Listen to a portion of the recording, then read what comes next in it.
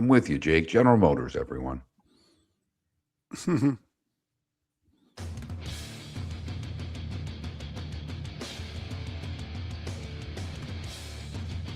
You're listening to Miller and Moulton, coming at you from the Floormeister Studios. Floormeisters, keeping it real. And now, here's Mark Miller and David Moulton. Top of the morning to you on this Good Friday, for many of you anyway. Hope your week has gone well. Let's finish it in style as we head into an Easter weekend, and a busy one at that. How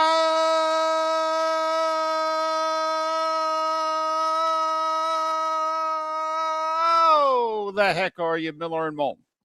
MillerandMoulton.com, Miller_Moulton on X. Top of the morning to you, Mark. Good Friday to you and your family. How are you? Well, thank you. And the same to you. And I'm doing well. I'm excited. I get to see my kids today, both of them, which is a very rare occurrence. So, oh, that's awesome. I'm pretty fired up about that. But, I got to say, you're an Irish Catholic and I'm a Catholic and I'm a practicing Catholic, which, that's really strange for Catholics these days. Right. I'm 3 to 5 days a year. Right. Right. And, there's oxymorons out there, and then there are absolute truths. Good Friday. Do we really have to have a certain Friday to call it Good Friday? Aren't all Fridays Good Fridays? When has there been a bad Friday? Really Good Friday? Okay. You're right. Should we go? This one, if you really want to get into the history of it, this one really started out as a bad Friday, if you think about it. Well, yes. Okay. Truth be told, when you die, amazing on a Friday, that's not a good Friday. Right. Below average Friday, amazing Sunday. Right. Thank you. Right. Yeah, if you get to the context of it, not so good. I think they averaged it out. Okay. They sat down, they did the median, not a good Friday. Unbelievable Sunday. Oh, that probably averages out to a BB plus. What do you say? There you go. So that, just my initial thoughts of the day is before we get into what's happening. But I've got to tell you, David, with every day that passes, I think you're more right than you were the day before. Whoa, what is this about? This is about the Tampa Bay Lightning. This is about the MVP race. Because if you even are looking at this objectively, and for those that don't know, it really seems that there is a two-horse race, even though Connor McDavid is the best player in the game, and he's actually leading the league in points. But the Edmonton Oilers I have to give it up for JP. My daughter would have been impressed with JP Peterson yesterday. The Oilers at best are mid. They are. Now, we'll see what they do in the postseason, but this regular season has been at best mid for the Edmonton Oilers. Right. Even though their division's so mediocre, it's kind of like winning the NFC South. The Oilers may actually finish in first place in their division, and yet it's been an unbelievably underachieving regular season. So I don't think McDavid is really in the MVP race. I don't at all. At all. And he leads the league in points. So that's saying something. Right. But Nathan MacKinnon at this point, and Caulfield from Montreal is going to join him. But MacKinnon at this current point is the only 50-goal scorer in the league. And if you're not a hockey person, that's 50 home runs. That's 20 wins for a pitcher. Whatever stat, big number you want to put at, 50 goals is that number in hockey. It is a benchmark which many players will never, ever hit. And when you hit it, it means something. It truly does. And it still does, David. It means as much today as when Rocket Richard did it in the 60s. It's truly a benchmark in the sport. That being said, I know it is a whole season award. But when it has become crunch time, and here are the Tampa Bay Lightning who are trying to win their division, win first overall in their conference, that is far better than the Western Conference. It's not close. Now, the division that Colorado in is really good, and Colorado got off to a start that we've not seen many of in league history. I mean, just an incredible start. The best teams that have ever had seasons in the NHL got off to starts equal or less than what Colorado has done. But now Colorado has leveled off a bit. Still playing great hockey, but they're obviously not playing the way they were the first 3.5 months of the season. Well, it's now crunch time in the NHL. And every damn night, Kucherov seems to be delivering multi-point nights. I mean, every night. Now, he ended up with one helper and an empty net goal last night. So you can look at those numbers and take them for what you will. But I'm guessing McKinnon and Kucherov are similar in their numbers when the net is empty on the other side. But Kucherov now has 124 points. He has 83 assists. He is taking his team, putting his team on his back. And there are some very talented players in the Tampa Bay Lightning. I'm not taking anything away. The other day, you heard me go nuts about how underrated I think Jake Getzel is. This is a really good hockey team. But Kucherov, every single night, seems to be delivering at a time when it matters most for his team. And David, if that is not what the most valuable player is about, then I'm not sure what these guys are voting on. Will he get it? I don't know. But man, every night that goes by, the case for Kucherov that you've been making for 3 months, David, seems to be better and better. Well, I have to admit, I felt good 2 days ago when we had Dave McCarthy, who is based out of Toronto, has a show on NHL Network Radio, is a correspondent for NHL.com, and does hits on NHL Network, when he said, without question, his vote is for Kucherov. But he agreed with your sentiment, though, that, McKinnon a Canadian, Kucherov a Russian. I know it's 2026. Oh, trust me, it's a thing. It's a thing. First off, most of the people voting are voting north of the border. It's a thing. It just is. So we'll see.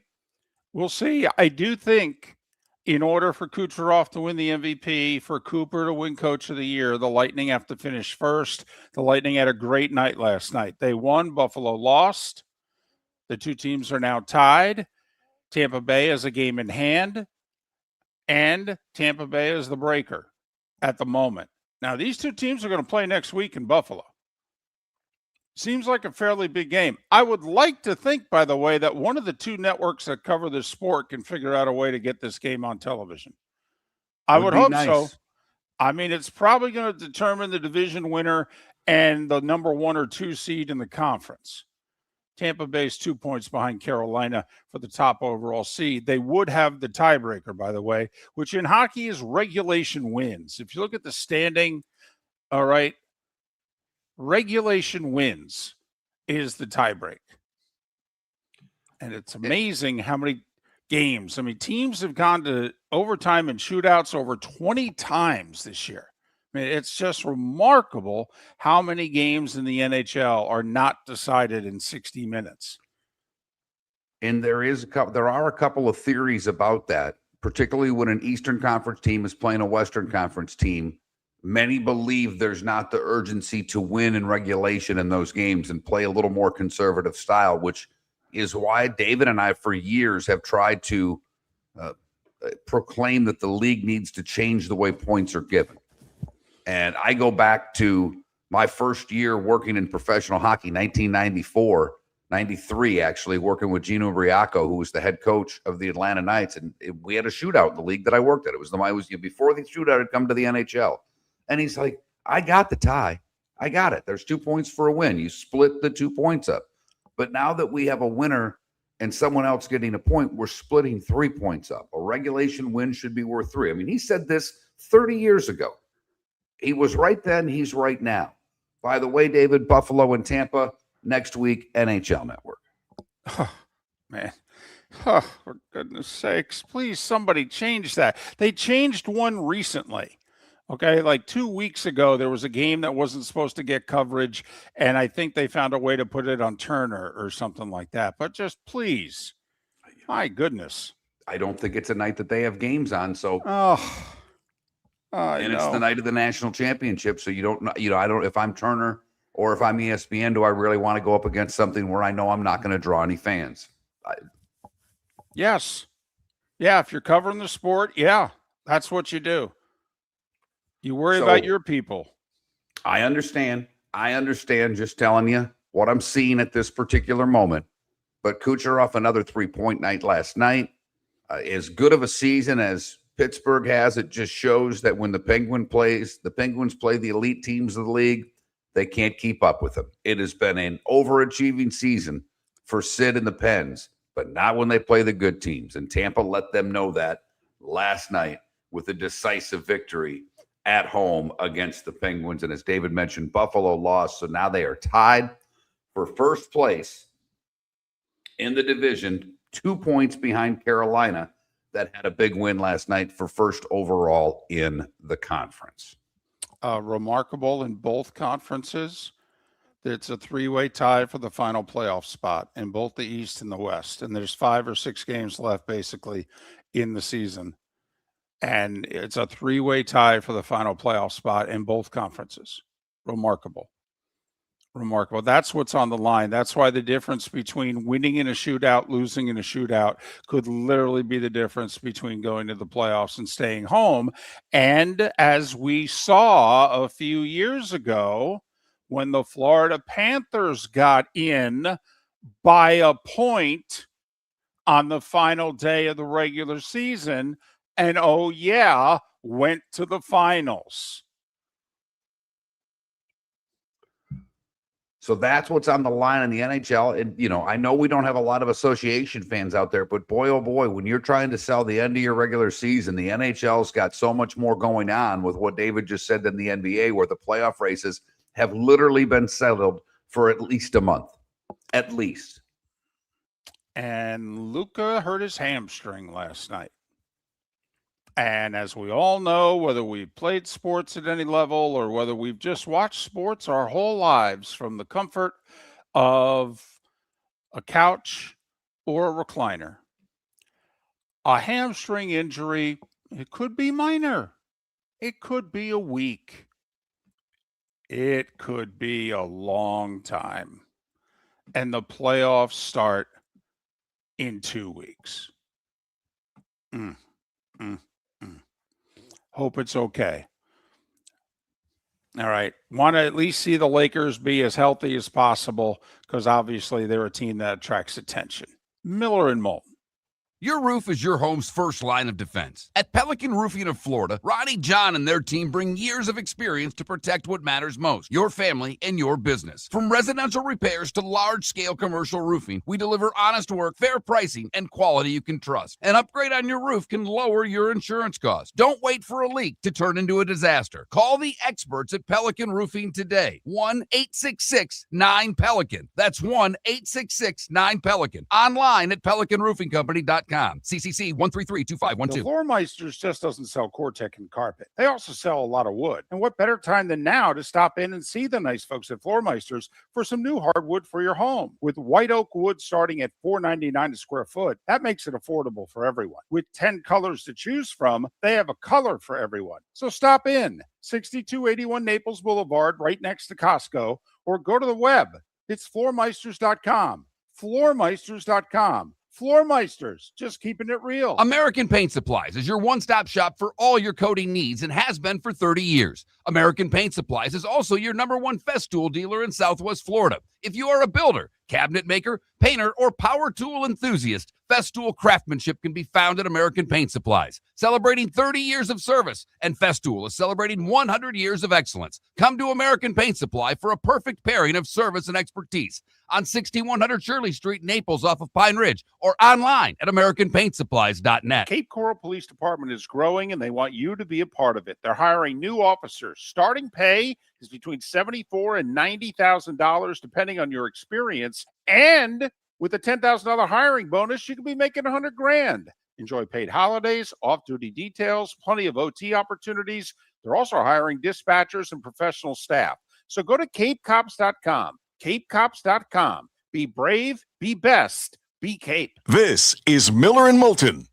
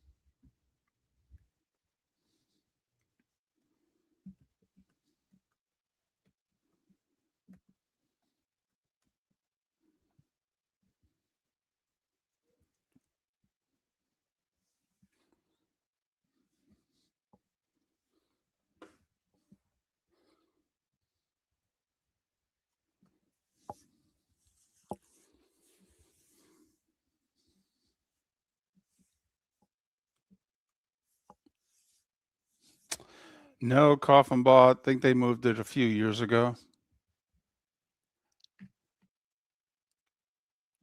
Poll questions up, David. Huh.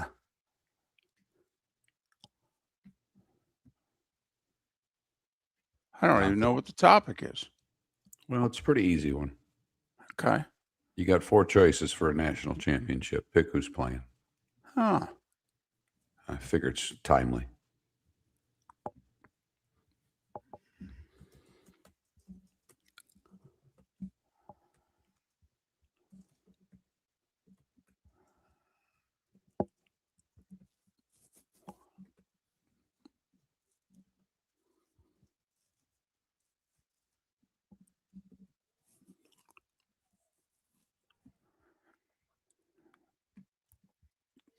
Yeah, I really think without check marks, I think that's what's killing us. I think that he's just trying to get money. Oh. You spend $44 billion to buy something. I could see where you'd want to try to monetize it. And I just wonder how many people, I know plenty of people have said they've backed off of X because they hate him. Whatever.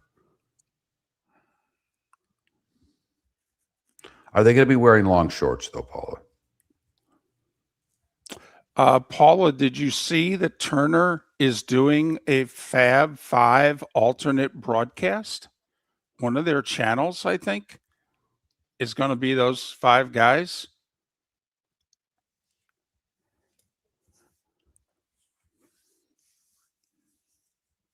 They looked older. Really?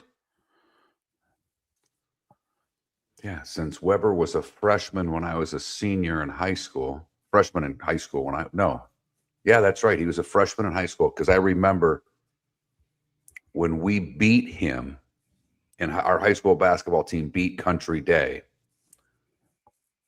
We were playing for the conference in hockey, and Jim Caridio, our basketball, good dude. He was like 23, he's our head basketball coach. I remember how pissed he was at all of us because our hockey game sold out and no one went down to Detroit to see him play. And Paul Leak dunked on Chris Webber's head to start the game. They ran a backdoor alley-oop play, and Paul Leak dunked on Chris Webber. Now, Webber was a freshman, and Paul Leak was a senior. But Paul was about 6'1" and could jump like a son of a gun. Great dude. Great dude. Working in the auto industry in Detroit.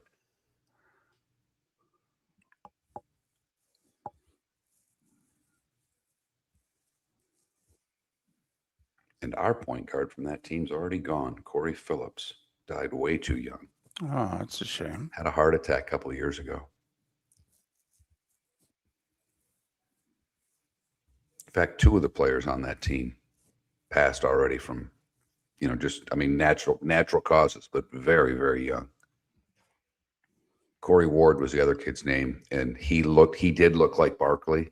And the news guy did a thing of Barkley shooting a free throw and froze it, and then Corey Ward shooting a free throw and froze it and had the split screen on. It's like, yeah.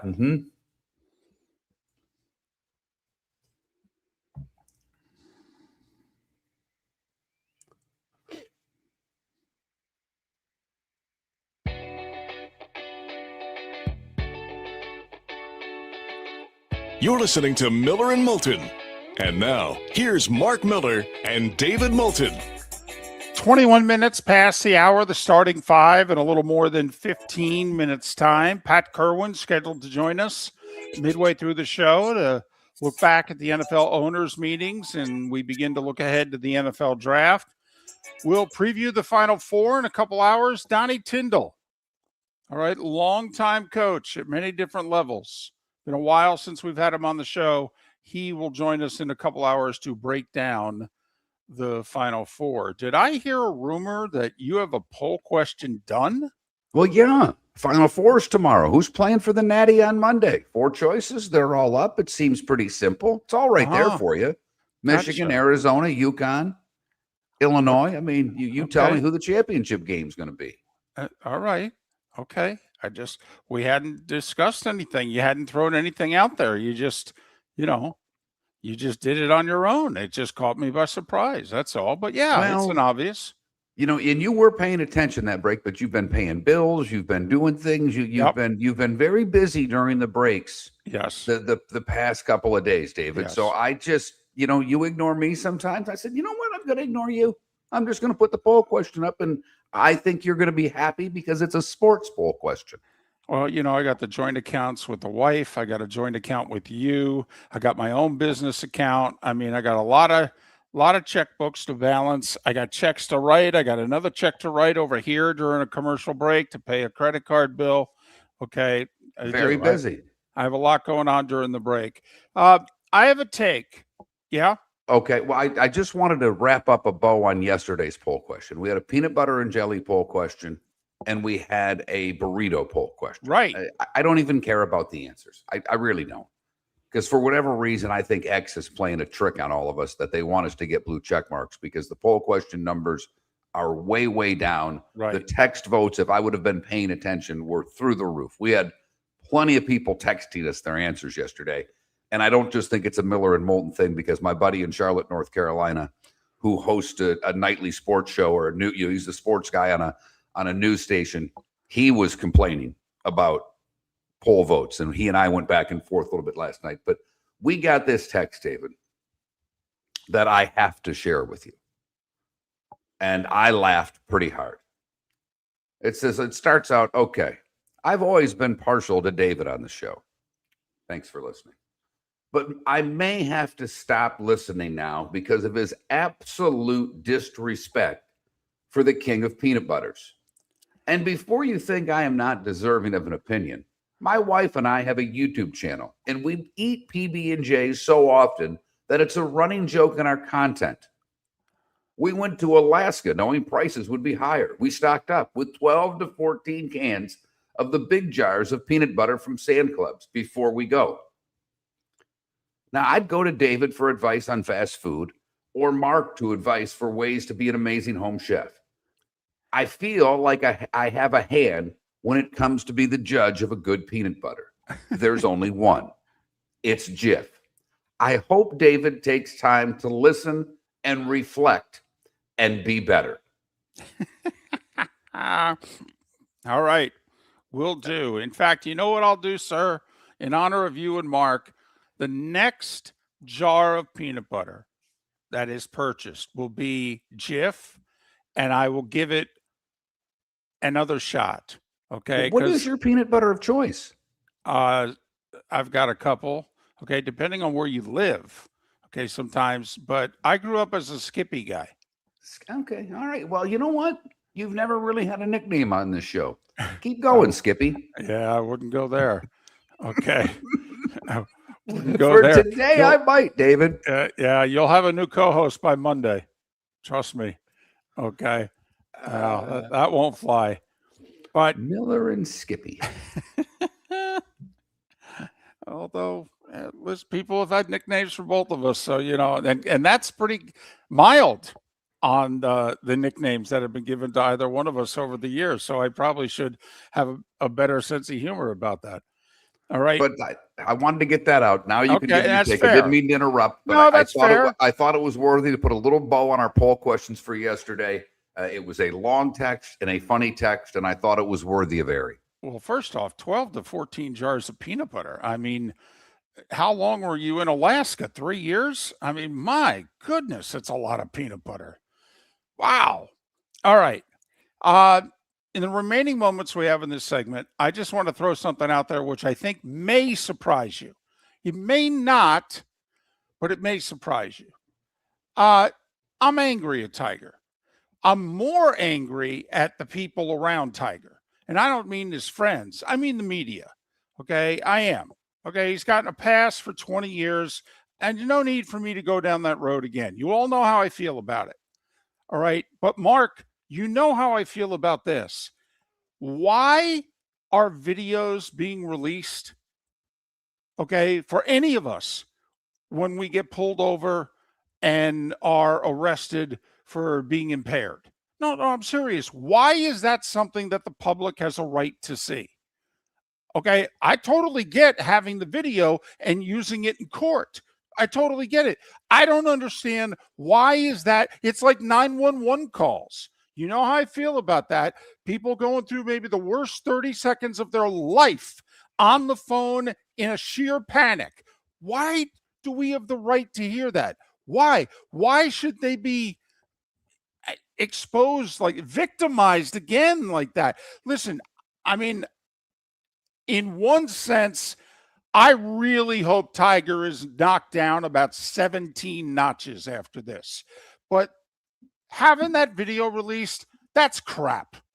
That's absolute crap. I said it 2 weeks ago when Justin Timberlake's DUI video got released 2 years after he got pulled over. What the heck? What in the world? Okay, just because it's titillating doesn't mean it deserves to be public.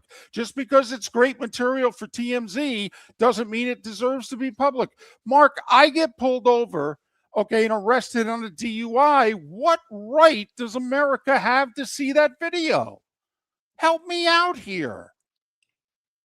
You know, I did, David, I understand where you're coming from.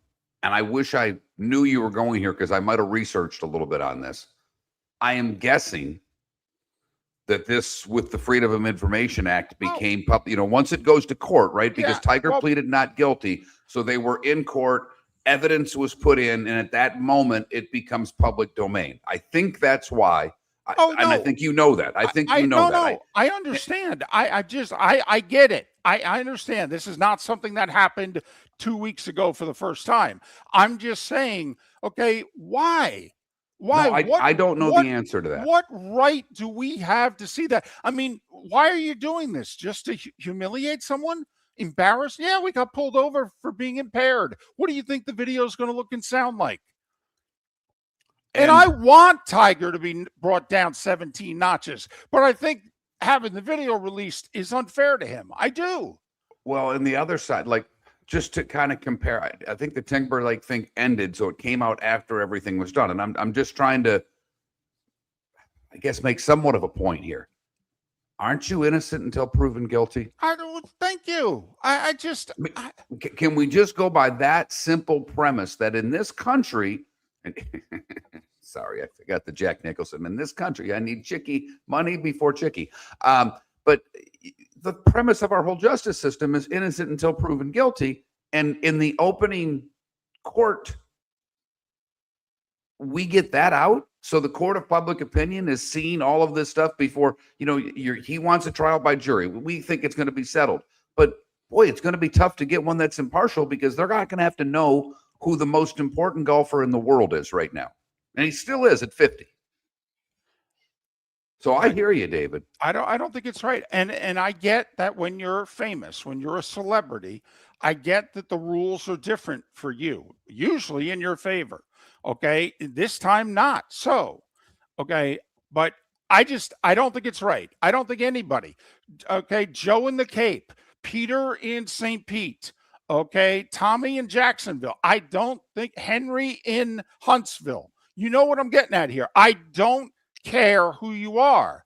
I don't think these things should be made public. I don't think it's right. Great show lined up for you, Pat Kirwan, to talk the NFL. We've already got a poll question up. Who's going to play in the national title?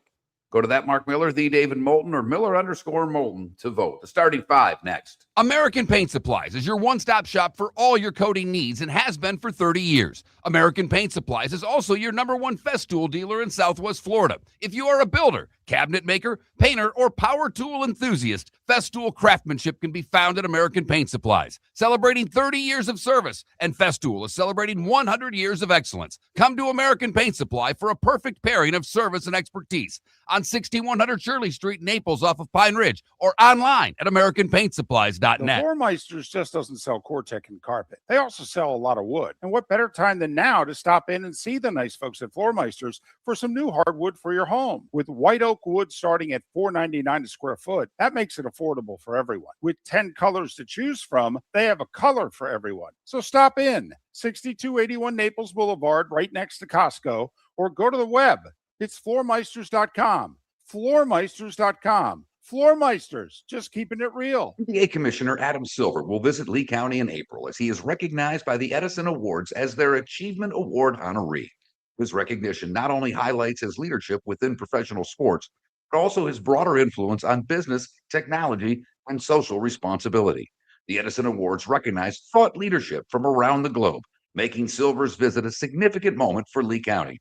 Visit EdisonAwards.com for event details and tickets. Lee County, building a better community through business, sports, and tourism. Your roof is your home's first line of defense. At Pelican Roofing of Florida, Ronnie John and their team bring years of experience to protect what matters most, your family and your business. From residential repairs to large-scale commercial roofing, we deliver honest work, fair pricing, and quality you can trust. An upgrade on your roof can lower your insurance costs. Don't wait for a leak to turn into a disaster. Call the experts at Pelican Roofing today. 1-866-9-PELICAN. That's 1-866-9-PELICAN. Online at pelicanroofingcompany.com. CCC 1332512. This is Miller and Moulton.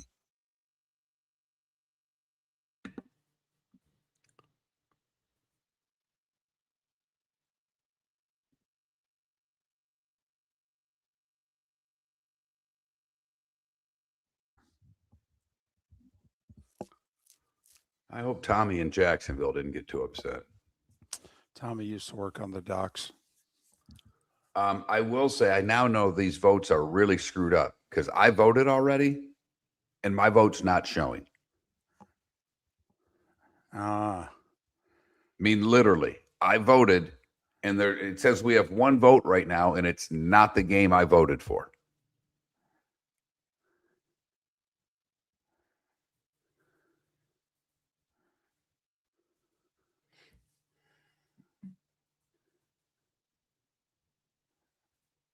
And why do we have a check mark? Someone pay for a check mark for us and take over our account?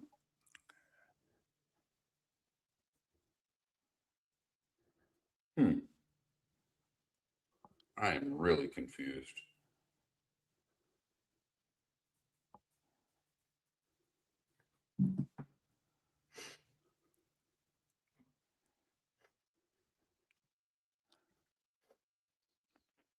No, LW, he didn't, but it's Alec Baldwin's birthday today, and he killed a guy.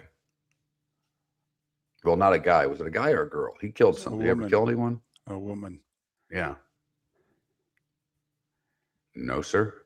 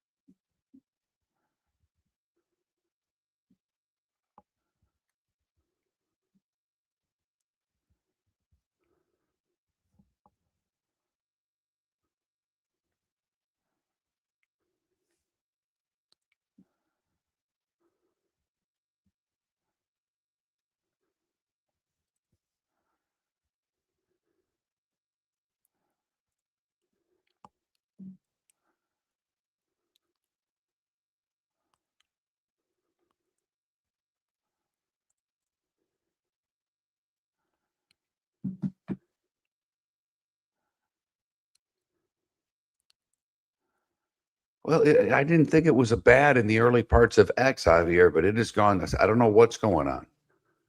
Like, I'm laughing right now because it shows us having a check mark, and I know I didn't pay for one. And I don't know if David has access. Well, yeah, you do now. I did get you did hook up to it. Did you pay for a check mark? Well, I thought I paid for a check mark on my. Yeah.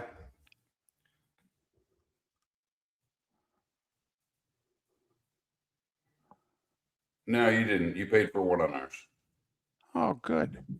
Thanks. Is that a good thing, or do you want me to cancel? I don't think. Good luck getting your money back from Elon. I give you a shot at that. Well, I'm not looking for my money back, but I mean, I could cancel to not have to pay further. Did you do it by the month or did you pay a year in advance? They were offering a half price, $5.99 a month special. Did you have to pay for the whole year though? I might have. I mean, 9 times out of 10, that's usually the way that goes. That's a really bad statement. 9 times out of 10, that's usually the way it goes. What a moron. Is that like 98% of the putts you leave short don't go in? No, that's more like it works. What was the anchor man? 90% of the time, it works all the time. Right. Have you seen some of the outtakes they've been releasing in which they're trying to get the others to laugh? Oh, I just saw the one, and I didn't see Anchorman 2, but there was a scene in that they talk about all losing it. There you go. Thank you, Deadstroke.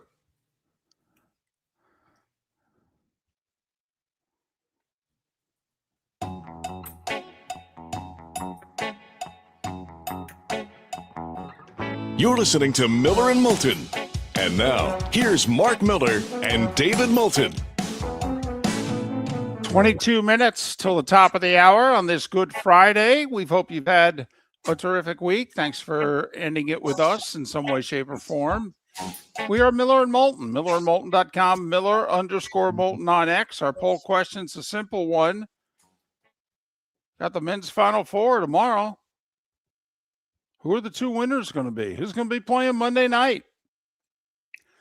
Now, this is where you and we part ways because you've got Michigan cutting down the nets and I've got Arizona. Right. I'm just curious because I don't think either one of. Did you have either you had UConn, didn't you? I had UConn, but I had Florida beating UConn. I had Michigan playing Florida. I had 3 out of the 4 Final Four teams. That's well done. Very well done. Question.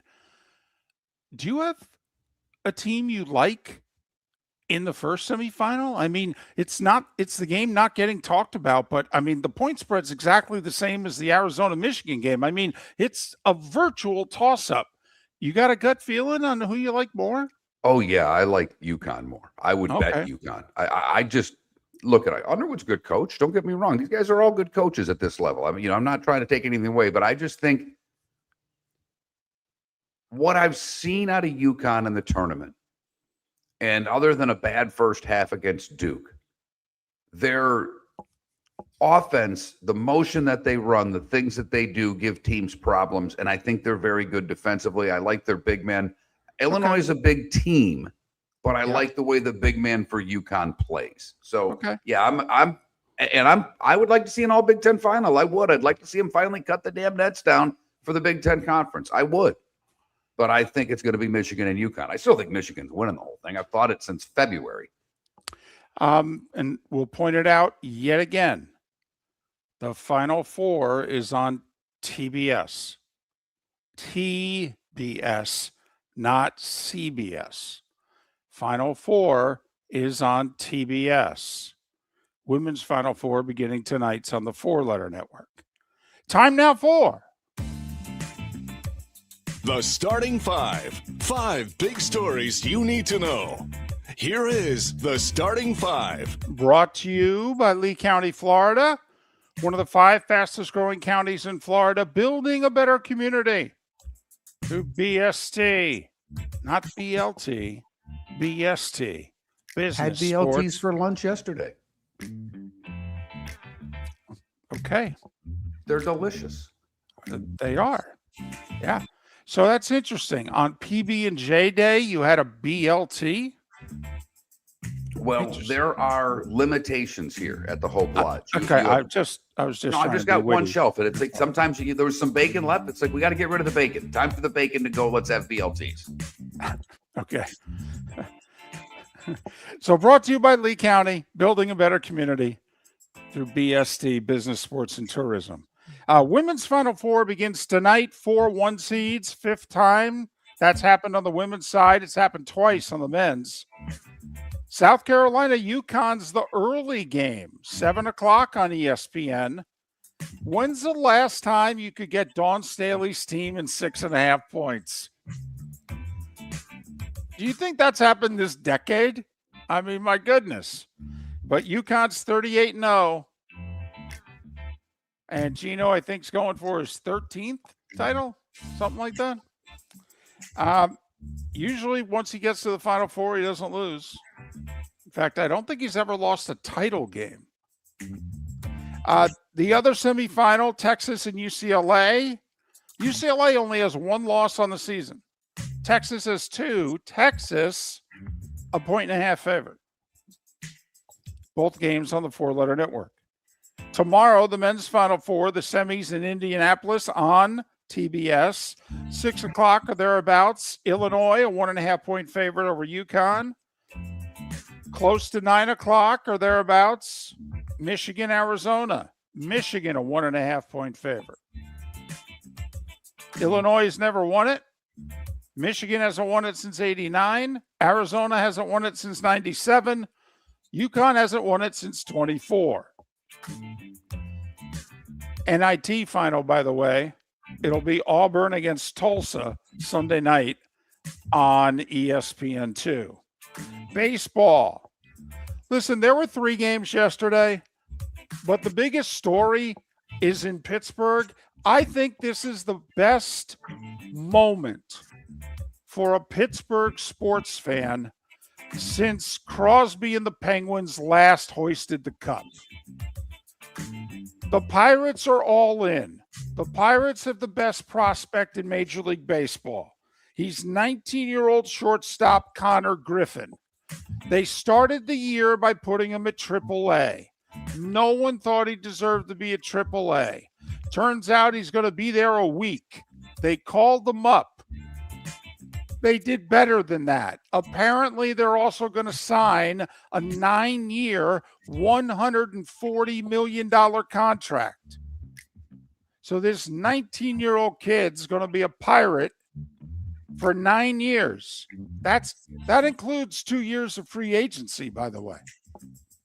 And then he gets to re-up at 28, but that's a whole other story. By the way, he joins the likes of Juan Soto, Bryce Harper, Mike Trout as players this century who have made their major league debuts as teenagers. Connor Griffin, Pirates home opener is today. He's playing shortstop. Man, oh man, if I'm a Pittsburgh sports fan, I am jacked. Let's go. 3 games yesterday. Twins hit 3 homers. Taj Bradley with 6 shutout innings. They beat the Royals 5-1. Did you hear the Royals' young catcher overslept? Okay.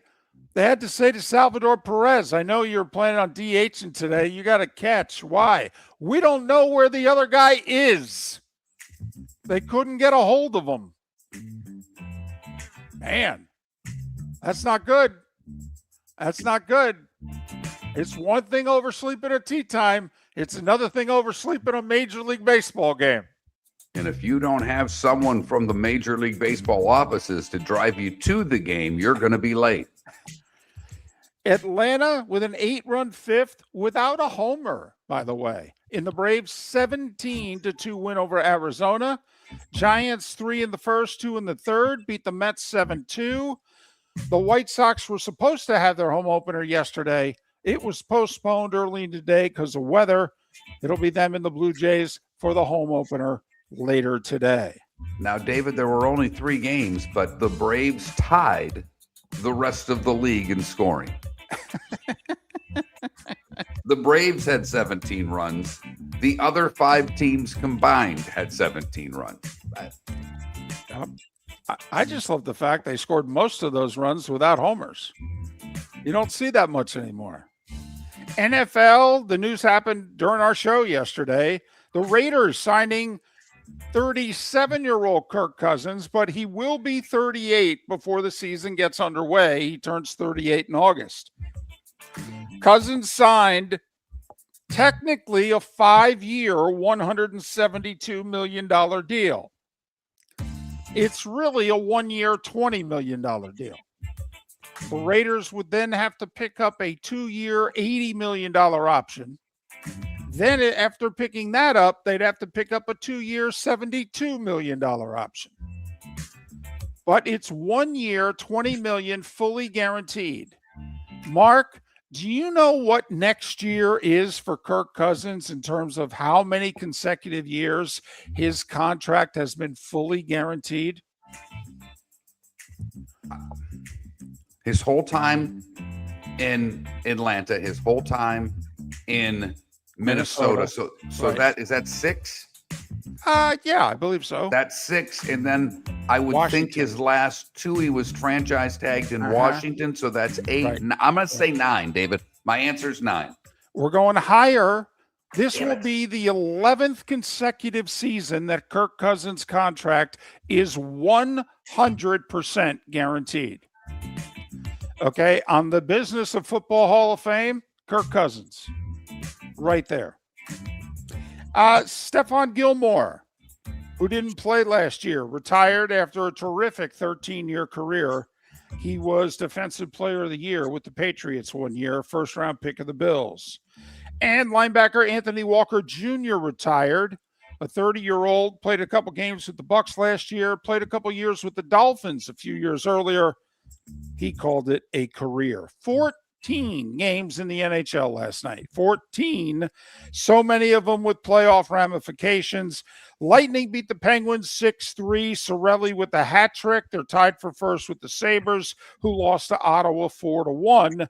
Ottawa with the win, now tied for the final wild card. They're tied with Columbus and Detroit. Detroit beat Philly 4-2. Philly, by the way, 2 points back at the final playoff spot. Columbus lost to Carolina 5-1. Carolina, with that win, right now enjoys being the top seed in the East. Panthers beat the Bruins 2-1. Boston secured as the first wild card. Montreal beat the Rangers 3-2. They're only 2 points behind both the Lightning and the Sabres. They don't win a tiebreaker against either because they don't have a ton of regulation wins. New Jersey kept Washington 3 points out of the playoffs with a 7-3 win. Big win for your Wings last night, though, Mark. They're was. teasing you. They're teasing you. They're probably not. And so bad, David, that I went through all of the schedules of the teams that are competing for the final playoff spot last night while watching the game. And the Wings play the easiest schedule. They play the most non-playoff teams. Gotcha. They're going to end up tied with Ottawa and not making the playoffs. Okay, Ottawa, Detroit, Columbus tied for the final wild card in the East. We head out west. San Jose beat Toronto 4-1. They're now tied for the final playoff spot in the West, and they have a game in hand over both Nashville and the LA Kings, who played each other last night, and Nashville won 5-4 in a shootout. So Nashville, LA, and San Jose all tied for the final playoff spot. San Jose with a game in hand. Utah, who's going to be the first wild card out west, beat Seattle 6-2. The Kraken now 4 points out of a playoff spot, and it's looking bleak.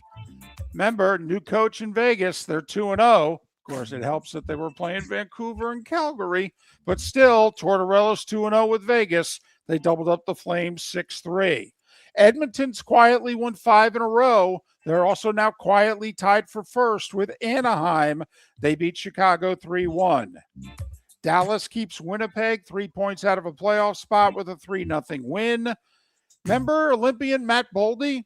Okay, scored the first goal for the U.S. Okay, in our gold medal win. Yeah, hit 2 goals last night, 40 on the season in Minnesota's 5-2 win over Vancouver.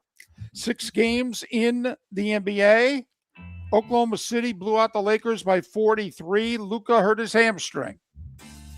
So bad night for LA all the way around. San Antonio beat the Clippers by 19.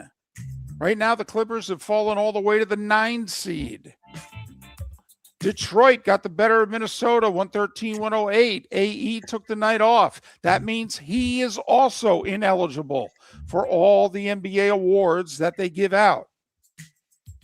Cleveland beat Golden State, 118-111. Warriors are the 10 seed. Cavs are the 4 seed in the East. Portland's played their way all the way up to the 8 seed out west. They beat New Orleans by 12. And finally, Mark, Charlotte's the 8 seed in the East. The 9-10 playoff game today would be Orlando and Miami. Hornets beat Phoenix by 20. In golf, Valero Texas Open in San Antonio. Mark Hubbard with a one-shot lead at 7 under. Tony Finau and Robert McIntyre in the group of 5 that are one shot back. Tommy Fleetwood, 2 back at 5 under. The women are in Vegas for the Aramco Championship, 3-way tie for the lead. Nelly Corda's 1 shot back. Mark, your favorite, Charlie Hull, is 3 back. They played the Corda sisters and Hull in the same threesome yesterday. Thought you'd be interested. And finally in golf, Phil Mickelson has a family health matter, although he's been injured himself and hasn't played this season on the LIV tour. But Phil will not be at the Masters. So no Tiger, no Phil. Last time that happened, 1994. And it's 7 minutes before the hour. That was the starting 5 big stories you need to know, courtesy of Lee County, Florida, building a better community through BST, business, sports, and tourism. Even better than a BLT. Well, more effective. I'll tell you, lasts longer. That's very true. That's very true. I will say, if you're going BLT, I think you got to do it on toast. If you're doing it on just bread, I think you're running into problems. That's just my opinion. Miller and Moulton, millerandmoulton.com. The Cape Coral Police Department is growing, and they want you to be a part of it. They're hiring new officers. Starting pay is between $74,000 and $90,000, depending on your experience. And with a $10,000 hiring bonus, you could be making $100,000. Enjoy paid holidays, off-duty details, plenty of OT opportunities. They're also hiring dispatchers and professional staff. So go to capecops.com. capecops.com. Be brave, be best, be Cape. Your roof is your home's first line of defense. At Pelican Roofing of Florida, Ronnie John and their team bring years of experience to protect what matters most, your family and your business. From residential repairs to large-scale commercial roofing, we deliver honest work, fair pricing, and quality you can trust. An upgrade on your roof can lower your insurance costs. Don't wait for a leak to turn into a disaster. Call the experts at Pelican Roofing today. 1-866-9-PELICAN. That's 1-866-9-PELICAN. Online at pelicanroofingcompany.com. CCC 1332512. Floormeisters just doesn't sell Cortec and carpet. They also sell a lot of wood. And what better time than now to stop in and see the nice folks at Floormeisters for some new hardwood for your home. With white oak wood starting at $4.99 a square foot, that makes it affordable for everyone. With 10 colors to choose from, they have a color for everyone. So stop in. 6281 Naples Boulevard, right next to Costco, or go to the web. It's floormeisters.com. Floormeisters.com. Floormeisters, just keeping it real. American Paint Supplies, celebrating 30 years in Naples, is proud to be the exclusive Farrow & Ball dealer in Southwest Florida. The best thing to come from the UK since the Beatles, Farrow & Ball has the colors and paints at American Paint Supplies. See why all the designers and painters choose Farrow & Ball. For 30 years, American Paint Supplies provides the perfect pairing of service and expertise on 6100 Shirley Street in Naples off of Pine Ridge, or online at AmericanPaintSupplies.net. American Paint Supplies is your one-stop shop for all your coating needs. EPA Commissioner Adam Silver will visit Lee County in April as he is recognized by the Edison Awards as their Achievement Award honoree. His recognition not only highlights his leadership within professional sports, but also his broader influence on business, technology, and social responsibility. The Edison Awards recognize thought leadership from around the globe, making Silver's visit a significant moment for Lee County. Visit EdisonAwards.com for event details and tickets. Lee County, building a better community through business, sports, and tourism. Mark Miller for Sleep Treatment Direct. They are helping me with sleep apnea. And by helping me, I mean curing me. No more CPAP machine, no more snoring, no more tossing, no more waking up exhausted. Their expert team got me the right treatment, fast and hassle-free. If you want to feel energized and get rid of your snoring, call Sleep Treatment Direct today. 444-1741. That's 239-444-1741. Sleep Treatment Direct. Sleep safe and This sound. is Miller and Moulton. Well, I got to be honest, Buck. The people we know from the county are scared to death about it. They can't, not admitting it. That I mean, the ones I know are admitting it. They're panicked. They're trying to figure out what they're going to do. They're trying to make contingency plans. But as we talked about it, it's tough for them to make contingency plans. Because if you make contingency plans and then somehow, some way they're able to settle this, then you tell the contingency plans to go pound sand. So it puts these counties in a tremendous bind.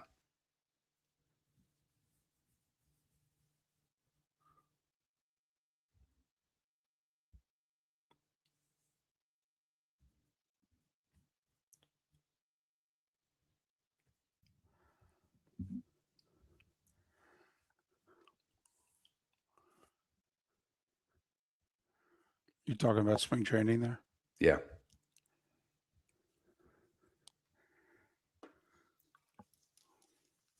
No, well, Puck, I mean, he asked if people in Lee County are, and you're talking about people in Cleveland. I thought he mentioned because Lee County's an advertiser and we actually know people from the county. So if your friends aren't worried, that's great for your friends. I'm talking about people in county government that actually are the people who will be impacted with their financial windfall of this not coming. I have not, Javier, but everybody that I know that went when they came to JetBlue last year, and anybody I know who's gone anywhere in the country just raves about it. And yes, it's baseball's version of the Globetrotters. 100%. And people, I mean, adults, kids, I don't know anybody. I've never heard anybody say a bad thing about their experience at a Bananas game. And I mean, I didn't even Joe Buck go to it one, David. Was it he that went, or wasn't it one of your colleagues at a high level of sport went and thought it was just amazing? Yeah, Buck went. Yeah, I thought you talked about that.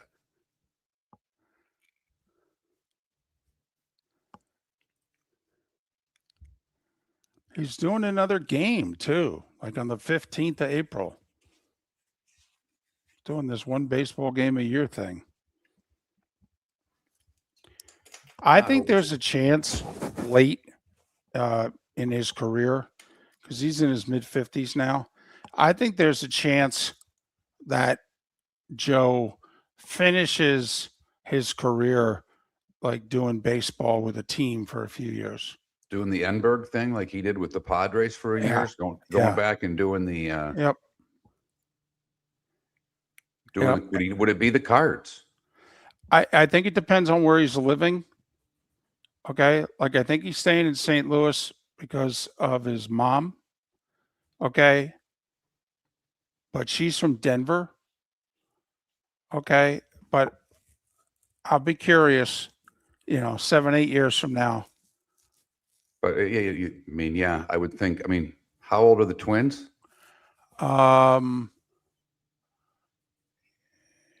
They're 8. So I mean, that's you got to think. You got to do that. You got to do that start before they get to high school. Otherwise, you're kind of being selfish. Start moving people around when they're.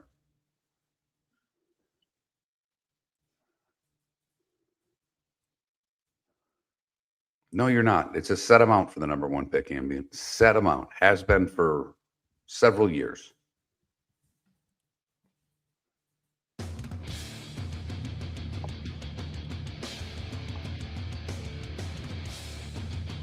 You're listening to Miller and Moulton, coming at you from the Floor Meister Studios. Floor Meisters, keeping it real.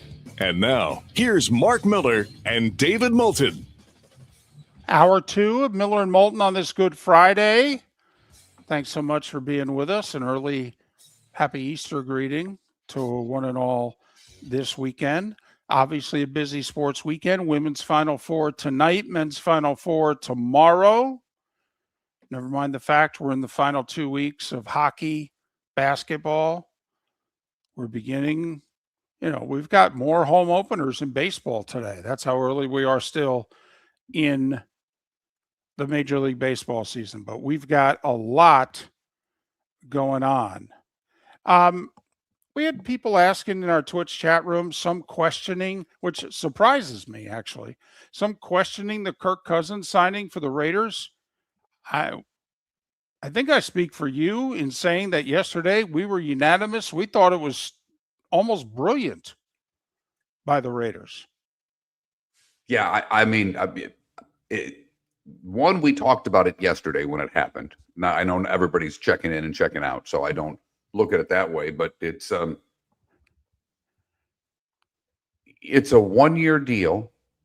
There are many quarterbacks who aren't ready, but more importantly, what's the part of the Las Vegas Raiders that might be, it's a bad team, but David, what's maybe the weakest part of that football team? Well, right now they don't have a quarterback. But okay, we know they're going to draft one and they just signed one, but wouldn't you say their offensive line is damn near pathetic? In fact, I thought yesterday you said it's one of the 3 worst in the sport. Well, it was last year for sure. Absolutely it was. So to bring in a rookie quarterback and put him behind a bad offensive line, right, can be not just critical for this year, but can be a detriment to a guy's entire career. Yes. We've watched guys who have gotten their asses kicked in their first year in the NFL and have never been able to recover from it. So this makes all the sense in the world to us. And we are also 2 guys who are big on backups. Yeah. In that position. By the way, at $20 million, he's going to start week 1.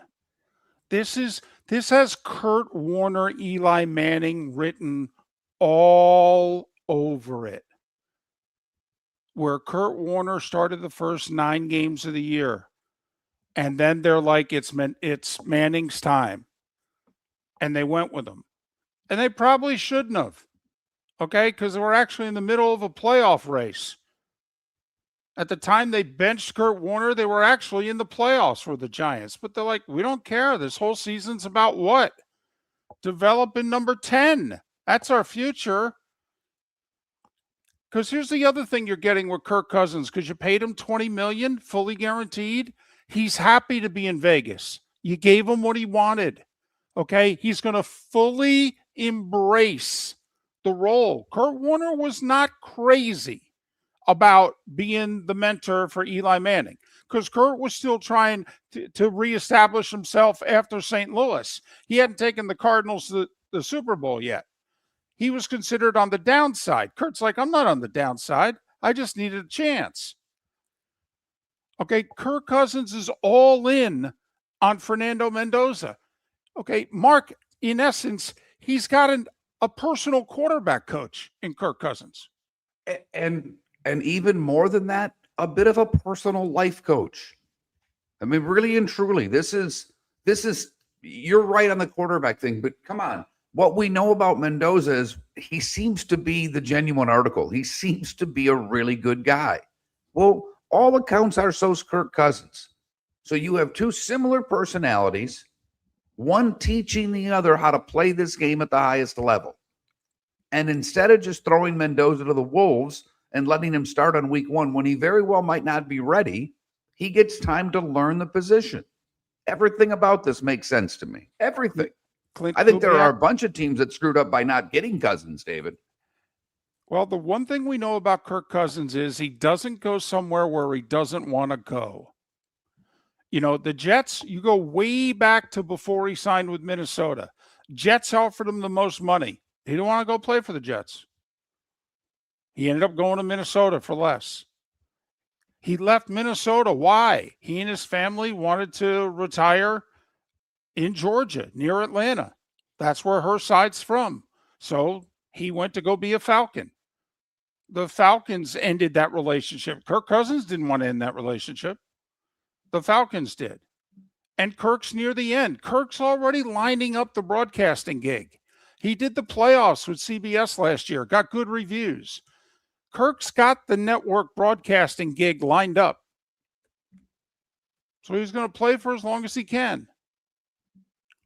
One other thing to remember, new head coach in Las Vegas, Clint Kubiak, was the offense coordinator in Seattle. Before that, you know what he was? Quarterback coach in Minnesota. His quarterback, Kirk Cousins. I think this is awesome. Not only that, Vegas is still spending so little on their quarterback room. They got rid of Geno Smith. He ain't costing them anything. Kirk's going to cost him 20. Fernando Mendoza, I think his cap hit this year is going to be around 10. They're basically spending $30 million on their quarterback room. That's cheap. The other thing that I look at, maybe Kirk Cousins never wanted to go there, but here's the sidebar with Kirk Cousins signing with Vegas. Don't you think Aaron Rodgers is a Steeler now? Right. I'm being serious. You know, I Right. mean, I think, you know, when Kirk might have been looking at teams, where am I going to start? Where is it a good organization? Where will I be appreciated? We kind of thought he was the fallback to the Pittsburgh Steelers if Aaron Right. Rodgers was going to decide not to play. To Right. me, this means Aaron Rodgers is a Pittsburgh Steeler. I Right. could end up being wrong there, but that's the sidebar from that signing yesterday to me, David. Right, because the only other where is there a starting job available? Technically still in Pittsburgh. But we all think, nod, nod, wink, wink, that Aaron Rodgers is going to return. And Mr. Rooney at the owners' meeting said he is going to officially let us know before the draft. Boy, you don't think the Steelers would dare do what they did with Kenny Pickett, do you, and take the Alabama quarterback in the first round? Man, I hope not. They would go nuts in Pittsburgh, where the draft is too. Oh, man. That's you know what, David? That's a great point. I mean, that's going to be 80% Steeler fan. Yeah.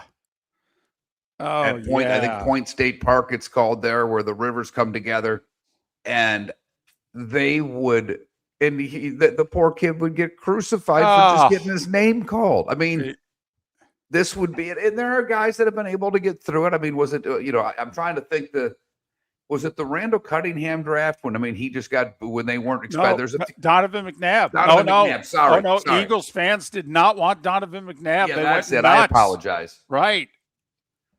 No, they went nuts. I think they wanted Ricky. I think they wanted Ricky Williams. And they took Donovan McNabb. Yeah. Oh, got destroyed. And obviously he didn't work out in the other one, a little closer to home, not here in Tampa, but in Miami. Oh, right. Yeah. When the late Jim Mandich is hosting the draft party. Whooping them up into a frenzy because they're going to take Brady Quinn. They need a quarterback. That he's on the board. They're going to take him. He's buddy leading the chant, David. Yes, Mandich is leading the chant in Brady the room, and they're Quinn. Brady Quinn. Brady Quinn. Right. Miami Dolphins with the 9th pick of the first round, the 2006, I think it was, NFL draft, take Ohio State wide receiver Ted Ginn Jr. Oh my goodness. Man, it said, okay, he said, I'm never doing one of these again. He told that story on the air to us, and we had Mandich on regularly. He was one of one. There of, you know, all the guests we have had, and we've been very fortunate. Mandich was one of one.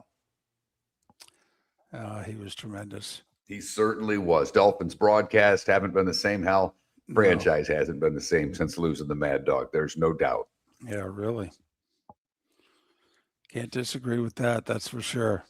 But so, the move happened during our bonus hour yesterday. We know not everybody hears it. So just wanted to bring it up again. Our thoughts, we're all in. We like the move for the Raiders. And now they don't have to rush Mendoza at all. And if they don't dramatically improve the offensive line, Cousins will still make the line look a little better. What do veteran quarterbacks do? They get rid of the ball quickly. I mean, Kirk Cousins he can be check down Chad for 3 hours. Hell, his last meaningful pass as a Viking was that playoff game against the Giants. It was 4th and 10. He threw a 7-yard pass. Okay, trust me, he can throw the check down. David, put it this way. I'd like to see whenever they come out with over-under catches on Brock Bowers for the season. I think I want to go over whatever the number is. Don't you have to think he's going back to triple digits again if he's healthy? Yeah, I do. Yeah. I mean, if you're Kirk Cousins, who's the first guy you're looking at? Right. Every damn time. Hand the ball off to Genty, play action fake. Where's Brock? Thank you. Yeah. And don't you think he's saying that to Mendoza? By the way, this job's not that hard. Okay? Hand the ball to Genty or play action fake to Genty and throw it to the guy who's open. But that does get to the other thing, about being the mentor. I'm not in locker rooms. I'm not following around. I'm not talking to these guys. But that quarterbacks program that was on, and they show Cousins, and he's got stacks and stacks of notebooks from every game he's played. He's got every notebook on every team. Who do you want your first overall pick learning from? I mean, There are a lot of positives here about how to play this position the right way. I mean, Kirk Cousins has overachieved in business by a mile, but he's also overachieved at the position. This is a 4th-round pick that no one ever thought was going to be a starter. He was not expected to be a starting quarterback in this league, and he's been an above-average starting quarterback for the majority of his career. I think this is year 15. For Kirk Cousins. Right. 4th-round pick at quarterback. Yeah. The same year that RG3 was taken by were they the Redskins then? They were. Okay. I didn't want to get in trouble. But, they take RG3, and then in the 4th round, they take Kirk Cousins. And we all scratched our head and went, what are they doing? He's still in the damn league. One guy wins Rookie of the Year, and the other guy plays 15 years. Makes a few $100 million. Miller and Moulton. The Cape Coral Police Department is growing, and they want you to be a part of it. They're hiring new officers. Starting pay is between $74,000 and $90,000, depending on your experience. And with a $10,000 hiring bonus, you could be making $100,000. Enjoy paid holidays, off-duty details, plenty of OT opportunities. They're also hiring dispatchers and professional staff.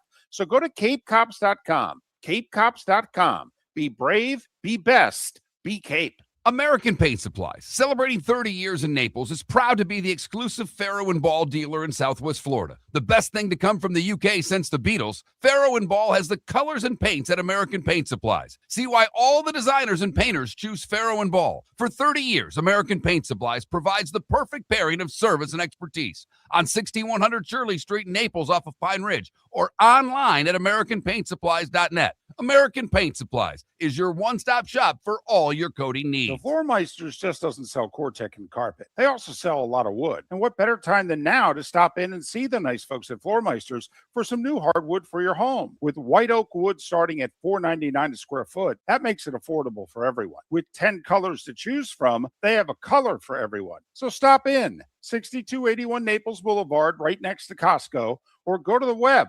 It's floormeisters.com.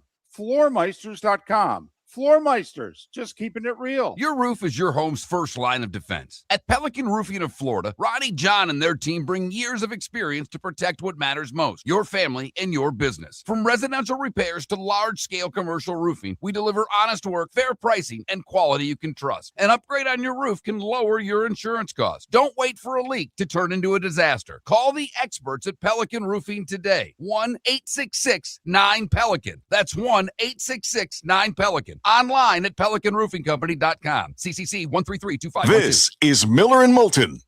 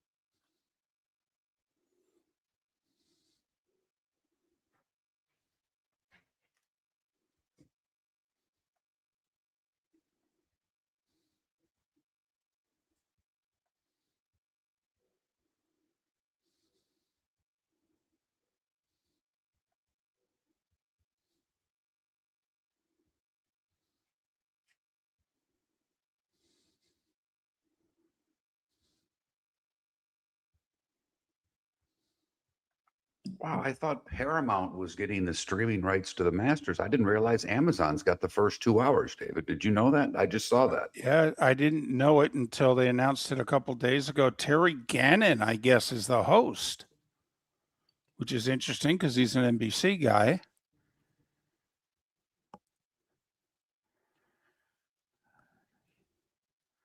Good for me. I win. I think I'm dumping Netflix. Yeah, you keep saying that. I think I am to get Paramount. I want to watch Landman. I think I'm dumping Netflix, and I might be dumping HBO as soon as I finish rewatching The Sopranos. It's $500 a year. No, $250. No, between the two of them, it's $500 a year, 20 a piece.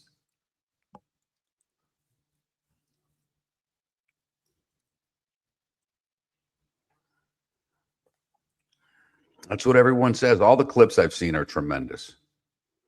That's kind of where I am, Dretharian. I mean, my wife and I have watched a bunch of stand-up comedians, which we never used to.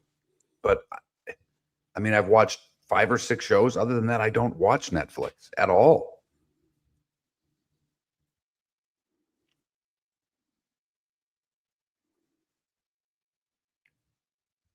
I can pick it back up in November when they start showing, when they've got the Friday game or whatever it is.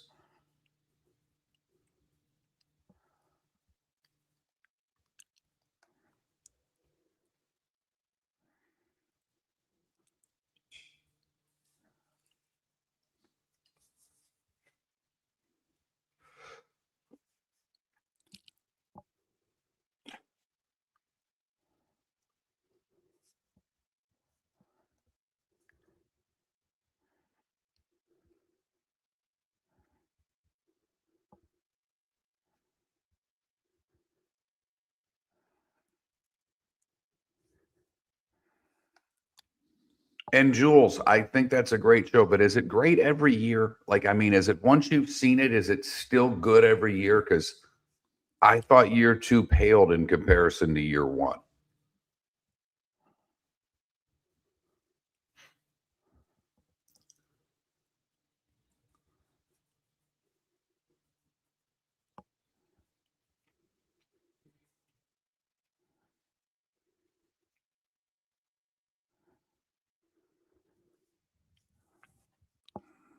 And I kind of fell off after that.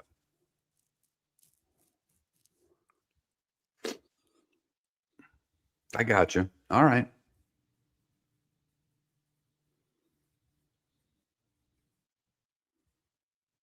Just want to get 5 guys to make the cut in my fantasy league once. I haven't had 5 guys all make the cut in about a month. It's starting to really irritate me. Went with Kuchar for my C player this week, David. I figured if anybody that's cashing a check, it's Kuchar, right? I mean. Yeah. I can't bet against that. And then he's like in 112. He's got to go shoot like 300-400 today to make the cut, for crying out loud.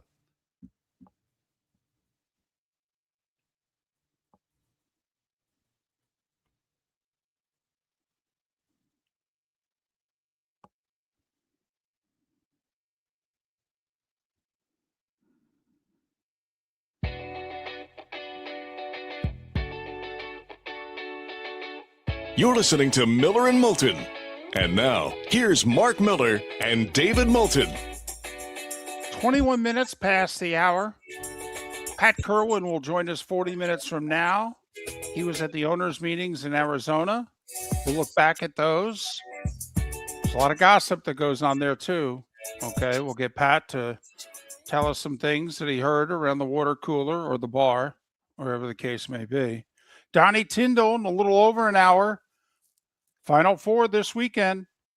Okay, we'll get the longtime coach to dive into Michigan, Arizona, Illinois, UConn. Who will be playing on Monday? That's our poll question. Mark went with Michigan, UConn. So I went with UConn, but I picked Arizona to win the whole thing. So I'm going Arizona, UConn. Trust me, Mark, TBS/CBS, they want your final. I think they do. I think Yeah. that's the final that draws the best number.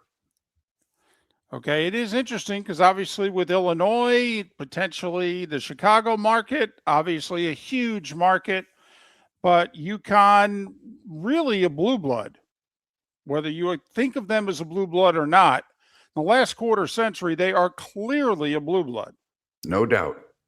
And I don't know if UConn brings in, I don't know if Boston's a big college basketball market, but UConn could bring in more of New York. It brings in, the population of the Northeast is huge. I'm not knocking Chicago in any way, shape, or form, but certainly you're bringing a lot of eyeballs when you're bringing the biggest program in the Northeast right now.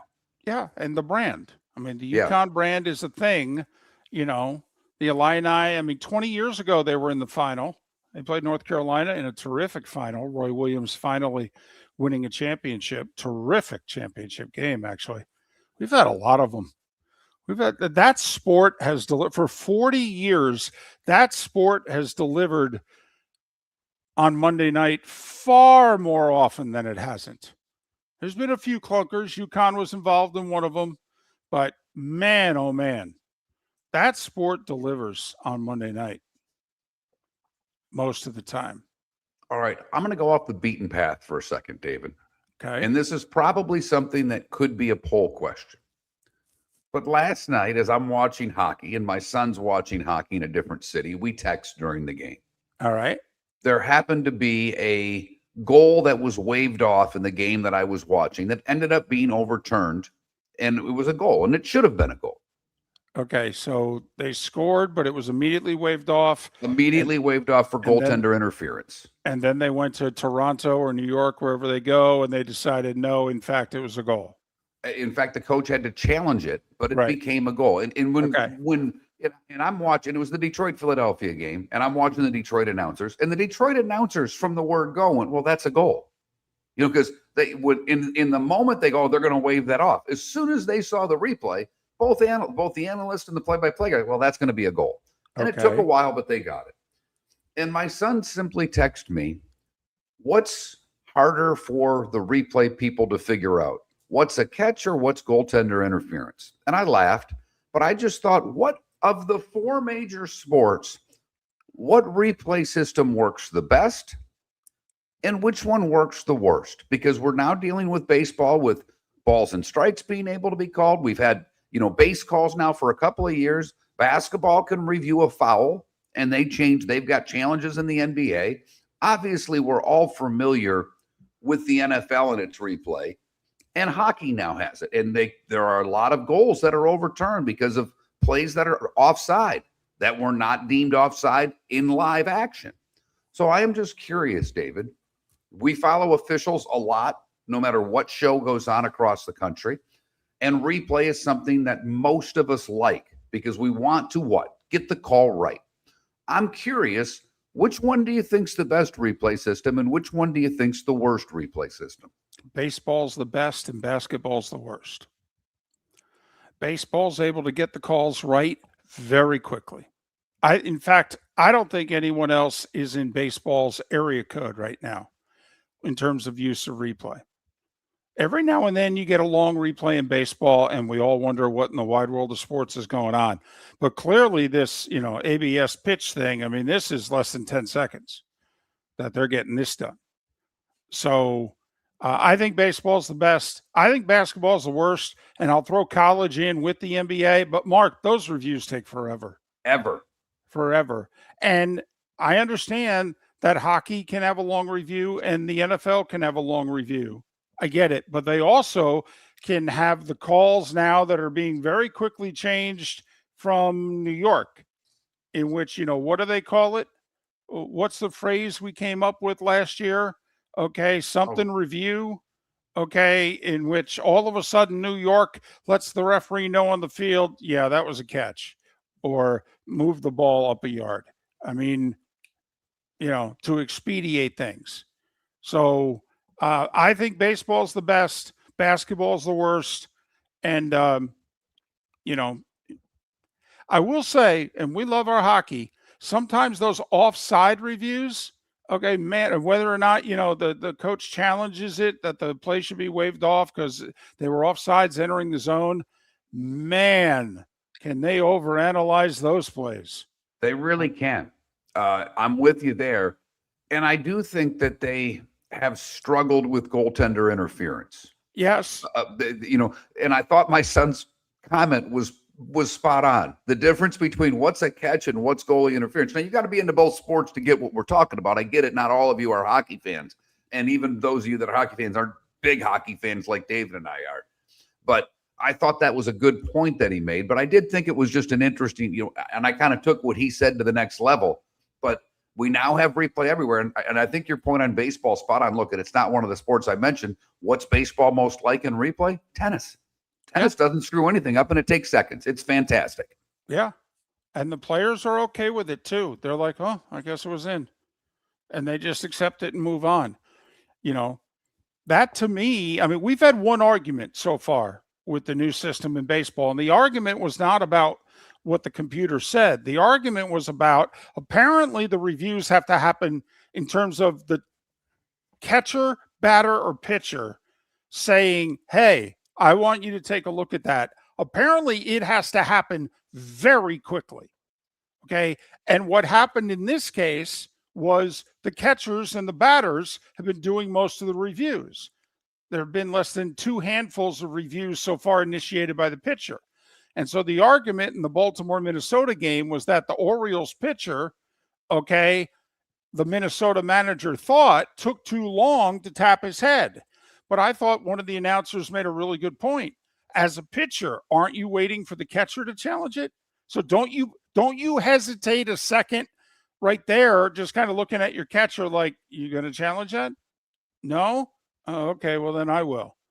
Right, because the calls on the bases, David, they're kind of waiting to see a replay on an iPad or, getting someone upstairs say, hey, he didn't touch first, or we made the tag, or whatever the hell the case may be. Right. And it's not slow, but it takes a little more time. It's more like the rest of the sports, if you will. Whereas the pitch, the one that I think we care most about, the balls and strikes, it's bang, bang. And I don't watch enough NBA to be able to tell you the replays, but having watched this tournament, it's nauseating. It is.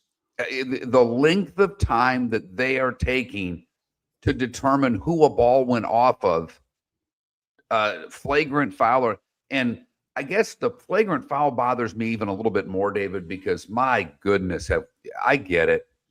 But what used to be a normal basketball play is now a flagrant, and you're like, what the hell?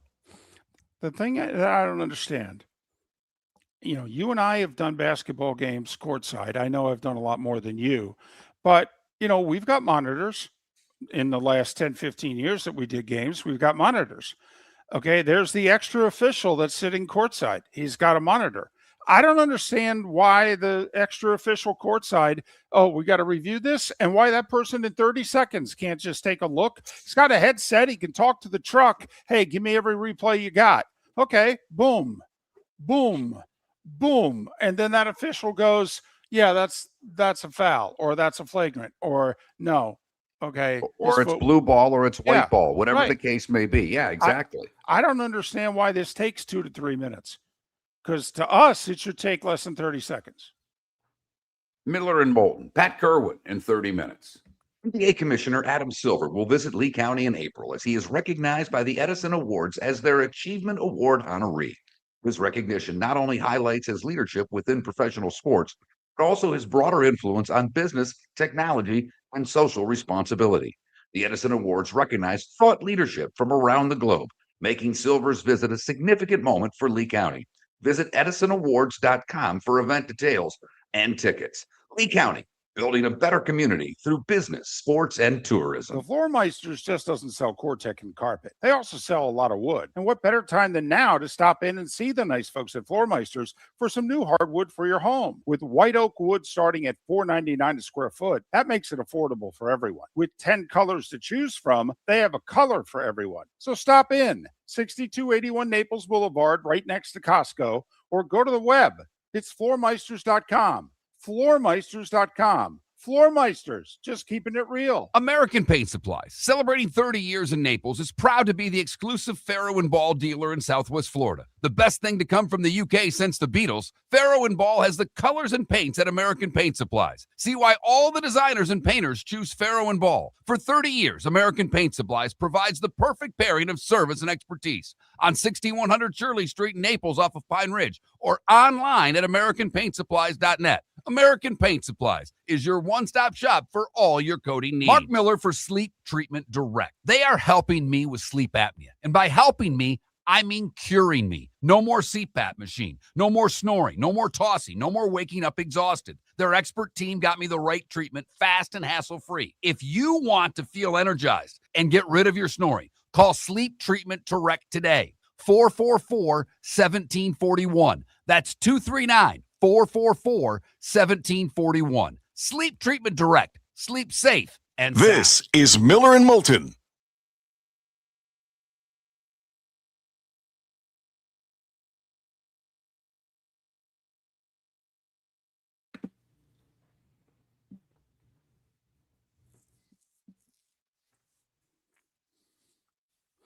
Tretherian, it was not related. Everybody's making a big deal about it. It was not related.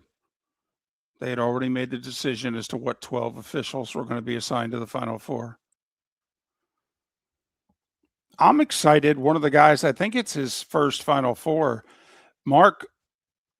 Okay, he goes back to when, even when you were doing the FGCU games courtside. His name is Lee Cassell. Okay. Cassell. He started in the A-Sun. Oh, good for and him. He's worked his way up, Love ACC, SEC. Okay, he's one of the better officials. I love that. That's like when I see Wes McCarthy, or what's his name? The NHL ref that's regarded as one of the best refs. I think I got his name. He started in the ECHL. Yeah. You know, or maybe before, but he was in the ECHL. Like, and I remember Bob Ferguson going, "It's the best ref in the league," and he was a young guy, and you know. And Lee was really good early, had a little bit of an attitude. Okay. Wasn't real crazy about you talking to him. Although he loved talking to us courtside. He just wasn't crazy about the coaches. Well, do you blame him? But I always found him to be a good guy and a good official, and he's worked his way up, and happy for him. I think it's his first Final Four. He's gotten the tournament now like 5 years in a row, but I think it's his first Final Four. Is Heine's one of the 12? God, I like him. I'd let him do every game.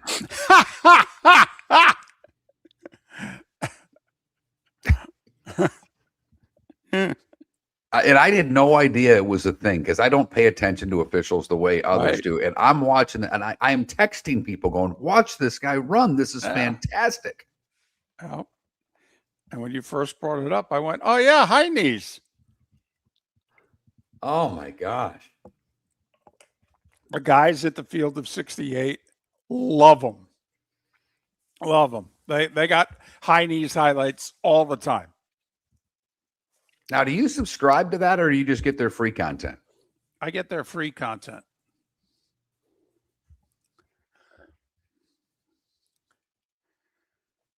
But I follow like Douster and Goodman. I follow Goodman.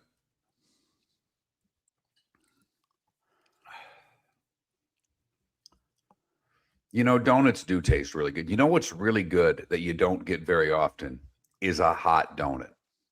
Like that trackside donut place, when you get a fresh donut that they have just made, it is just phenomenal. My mom used to make homemade donuts back in the day.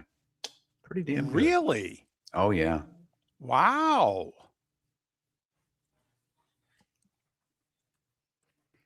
Yeah, Trackside's the best donuts I've ever had. I'll put that up against any donut place anywhere. They're amazing. I know there used to be, I think the other place in Fort Myers has since closed.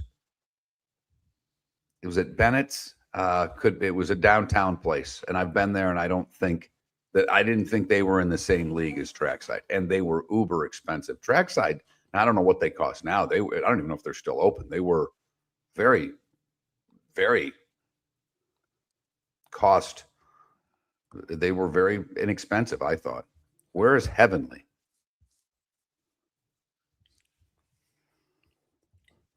Never even heard of it.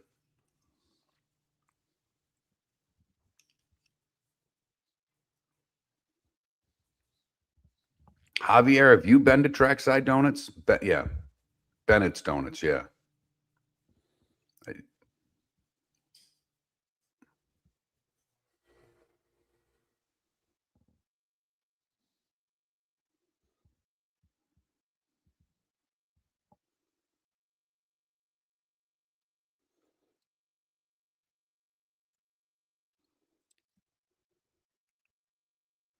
Apparently, yes, JB.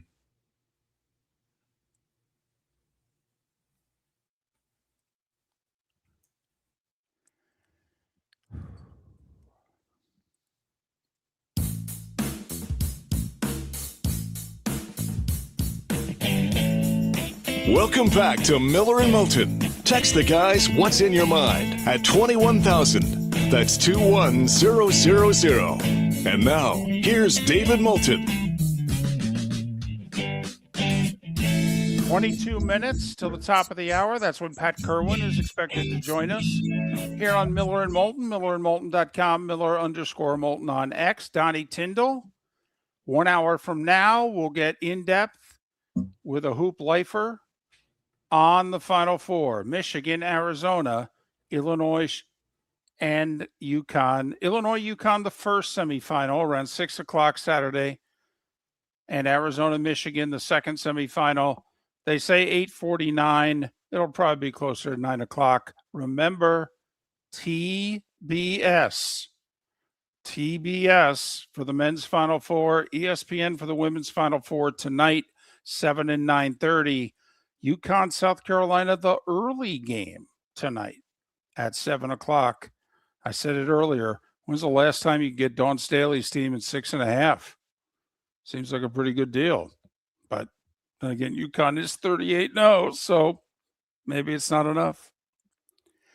Along the lines of TBS, did you see late yesterday the story about the future of sports on Turner and what may be happening to it? I did not. I mean, I know with the whole big buyout and everything and in the mergers of companies, it's going to change things dramatically. And there's been a lot of talk about what could happen. Did we get a little closer to what's going to happen? So you and I, we like to look forward whenever a story happens. And when this whole CBS/Paramount hostile takeover, in which they were not the original bid that was accepted to take over Time Warner, which is HBO and all the Turner cable channels, and it's also Max streaming. But they ended up being the bid that, upon further review, has been accepted. And it looks as if it's going to get the clearance from this administration that it needs in order for it to happen. And they think that CBS/Paramount is going to purchase Turner and HBO and Max and all that late spring, early summer. Well, we speculated when this whole hostile takeover was trying to happen. We said, well, let's look at all the sports properties that Turner has. If you're CBS, and Mark, once again, we're not that smart, but what seems to be the only thing that's rating on television for the last few years? Live sports. If you're CBS, how much of this stuff are you going to move on to, the network? Well, apparently, Mark, CBS is going to get all into sports, because not only are they going to move Turner's Major League Baseball onto CBS, apparently as early as this summer, but remember, Turner's got a NASCAR contract. They've got X number of weeks of NASCAR. There's talk CBS is going to develop a brand new racing channel. And then, oh, by the way, NASCAR races will end up on CBS. You and I are hockey fans. Gary Bettman has already commented in which he was thrilled that Paramount/CBS was emerging as the winning bid for Turner's channels and HBO and Max because, well, who are the two big TV partners in the U.S.? ESPN and Turner. And Gary Bettman said it a month ago. He goes, oh, if this goes through, we're going to get hockey on CBS. Well, Mark, not this year because ESPN's got the finals this year. But when this sucker goes through in the summer, heading into next season, which will be year 6 of a 7-year TV deal, instead of it being Turner's last year of having the Stanley Cup Finals, the Stanley Cup Finals in 2027 will likely be on CBS. What a huge coup for the NHL, because we've talked about this and it's just factual. Network television gets better ratings than cable television by a large margin. It's not close. No, like the smallest margin's 20%. That's a small difference. If a game and that's goes really an well. ESPN to ABC difference. You know, when you're talking one of the Turner stations to a network, it's going to be substantially larger. It just is. Now, I'm not saying all of us are aware of this because how much sports do we watch on the Turner channels? But if you remember, Turner made a deal where they have Big 12 football and basketball. All right. They have Big East basketball. We just talked about NASCAR, the NHL, Major League Baseball one night a week, at least through the 2028 season. Now, unfortunately, there may not be baseball next year to televise, but wouldn't it be something if baseball is on CBS in July and August? Well, CBS and NBC. I mean, from where baseball was to be on 2 networks, and I know we're switching to streaming. I get it. I've cut the cord. But to the point we just made about ratings, network is still far better from the amount of viewers you get than any other entity that's out there. It is. Will it be in 10 years? Hell, we don't know. Don't think so. But for the moment, it is. Now, the biggest thing to me, David, is the NFL deal. Because with this merger, the NFL, right in their deal with CBS, can renegotiate. Well, and they already have. They met 2 weeks ago, and the word is they asked for an extra $1 billion. My understanding is CBS gives around $2.3 billion a year to the NFL annually, and the NFL said, "Yeah, make it 3.3." Now they haven't come to a deal yet, but you tell me if you're CBS, what you gonna, try to nickel and dime the NFL? Okay, I think the reason that it's not official yet is they're just waiting for this merger to go through. Okay, I think it'll be done soon, but apparently the other networks are sitting back and curious how it's going to go with CBS. That if the NFL gets the full amount they're asking for, NBC and ABC and Fox know that we don't have a whole lot of negotiating power. Not when the streaming companies are out there offering far more money. Right. That they're doing the negotiations for the networks, if you will. Even though I think it's confusing to all of us. I mean, Paramount is CBS's streaming channel. Yeah, but it's CBS. Okay, so isn't it one and the same? I know that they'll do the books and they'll separate it, but, NBC's got Peacock. Peacock's losing $500 million a year. Yeah, but, it's NBC. Peacock, I mean, it's the same umbrella, right? Now, what's interesting is, what's Fox streaming channel? Right. Okay. I mean, Fox is the first network publicly to go, I don't know if we can afford to keep the NFL, which is ironic as hell because the reason Fox is a network is because they ponied up for the NFL back in 93. Otherwise, that network wouldn't have gotten off the ground. But anyways, just some, and you had mentioned during the break, which it was surprising to both of us. So apparently Thursday and Friday of the Masters is going to be on Amazon? 1 to 3 before ESPN signs on Thursday and Friday. Amazon has 2 hours. I had thought that I had read that Paramount was going to get the streaming rights, and I think they still have them. And I think it's similar, and I don't know yet, and because I don't have Paramount. Is it going to be similar to what DirecTV used to have, where they had the Amen Corner and some of the, you could watch the different things, like Masters.